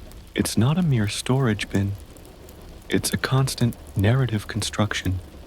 Each witness doesn't just recall events, they retell them, consciously or unconsciously, shaping their story to fit their personal narrative, their self-image, or their emotional needs. Philip emphasizes his loyalty, Meredith, his scientific detachment, Elsa, her profound betrayal, Cecilia, her unwavering loyalty, and Angela, her deep love and forgiveness. The hidden message is that our understanding of the past is always a subjective construct. The novel teaches us to be critical listeners, to question not just what is said, but how it is said and why it is remembered in that particular way. It's a profound psychological insight, suggesting that the past is not fixed, but continually reinterpreted through the lens of the present. And so, dear friend, our quiet journey through the intricate corridors of Five Little Pigs by the incomparable Agatha Christie now draws to its gentle, contemplative close, as the final whispers of its narrative settle within us, like dust motes dancing in a fading sunbeam. We are left not with the sharp edge of a puzzle solved, but with the profound, lingering warmth of understanding and the quiet weight of human truths unveiled. This is the moment for reflection, for allowing the deeper currents of the story to wash over us, leaving behind a sense of peaceful closure and a richer appreciation for the subtle complexities of life itself. Imagine, if you will, the world outside, now fully hushed, cradled in the deep embrace of night. The moon, a silent witness, casts its gentle glow, much like Poirot's calm intellect illuminated the shadowed corners of the past. We began this journey with a silent cry from the grave, a daughter's unwavering plea for her mother's vindication. We walked alongside Hercule Poirot, not through bustling streets, but through the delicate, often treacherous, landscapes of human memory. We listened to the five discordant harmonies of the past, each a subjective truth, each a carefully constructed narrative, waiting for the master's ear to discern the single, true melody. The emotional closure offered by Five Little Pigs is unique, for it is not born of a sudden, dramatic confrontation, but of a gradual, almost spiritual, unveiling. The legal truth which had condemned Caroline Crail for 16 years, was a cold, stark thing. It was a verdict based on circumstantial evidence, on the most obvious interpretation of a woman's composure in the face of despair. But Poirot, in his inimitable wisdom, understood that the truth of the human heart is rarely so simple. He knew that beneath the surface of what is seen and heard, there often lie profound, unspoken motivations, burdens carried in silence, and sacrifices made for reasons unfathomable to the outside world. The quiet vindication of Caroline's name is, perhaps, the most poignant emotional closure the story provides. For 16 years, her daughter Carla carried a legacy of shame, a mother's guilt that permeated her very being. Imagine the quiet, unbearable weight of that inherited shadow. Now, as the truth of Elsa's impulsive, destructive rage comes to light, and, more profoundly, the incredible, tragic nobility of Caroline's self-sacrifice is understood, a deep wound begins to heal. Carla is not merely given a legal verdict. She is given back her mother, restored not as a murderer, but as a complex, deeply loving, and ultimately heroic figure. This liberation, this quiet peace, is the true culmination of the story. It allows Carla to embrace her own future, her relationship, unburdened by the ghosts of a misunderstood past. It is a powerful reminder that sometimes the greatest acts of love are born from the deepest wounds, and that understanding, even when delayed, can bring profound healing. And what of Elsa Greer? Her arc concludes not with a dramatic fall, but with the quiet, inescapable burden of knowledge. For 16 years, she walked free, her passionate, impulsive act concealed behind the conviction of an innocent woman. Now, the truth, gently yet firmly laid bare by Poirot, settles upon her. There is no public spectacle, perhaps no grand reckoning in a courtroom, but the weight of knowing, the quiet understanding of her own culpability must linger. It is a powerful message about the insidious nature of hidden guilt, and how even without external punishment, the internal landscape of a soul can be profoundly altered by the truth. Her beauty, her charm, her social standing, these cannot shield her from the quiet gaze of her own conscience, now illuminated by the light of Poirot's understanding. Her freedom becomes a different kind of burden, a silent prison of her own making. For the 5 little pigs themselves, the experience is one of quiet revelation and reevaluation. Philip, the pragmatic friend, must grapple with the limitations of his own logical, yet perhaps unseeing perspective. His perception of Amyas and of Caroline must shift, forcing him to confront the complexities of human motivation that transcend simple reason. Meredith, the detached scientist, sees his precise world of facts infused with the unpredictable chaos of human emotion. The source of the poison, once a mere fact, now carries the weight of a deeper tragedy. And for Cecilia Williams and Angela Warren, their long-held, unwavering belief in Caroline's innocence is finally and profoundly justified. Imagine the quiet joy, the deep sense of vindication that would settle upon them. Their loyalty, their intuitive understanding of Caroline's true character is confirmed not by legal decree, but by the irrefutable logic of human psychology. Their quiet faith, once a private solace, now finds its rightful place in the broader narrative. They are released from the silent vigil, allowing them to finally grieve Amyas and honor Caroline's memory without the lingering ache of injustice. This story, dear listener, is a profound testament to the fragility and malleability of human memory.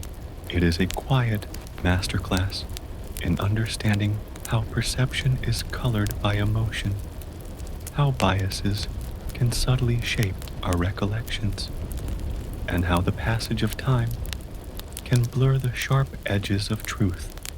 Christie invites us to become amateur psychologists ourselves, to listen not just to words, but to the silences, the hesitations, the subtle emotional cues that betray deeper realities. It teaches us that to truly understand an event, especially a complex human tragedy, we must often go beyond the superficial facts and delve into the myriad subjective experiences that comprise its reality.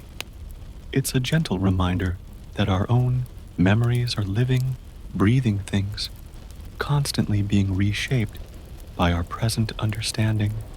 Moreover, Five Little Pigs is a celebration of Hercule Poirot's unique genius.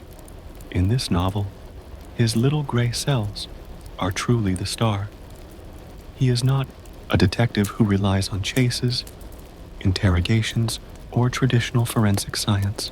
His primary tools are his profound understanding of human nature, his meticulous attention to psychological detail, and his unwavering belief in the power of truth to emerge. However deeply buried, he is a quiet maestro, orchestrating the fragmented memories into a coherent symphony, discerning the single false note that unravels the entire deception.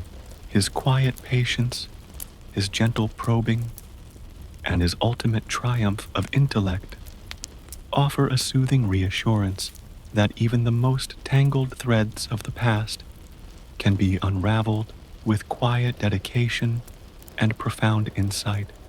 As the story gently concludes, it leaves us with a lingering sense of emotional resonance and quiet contemplation.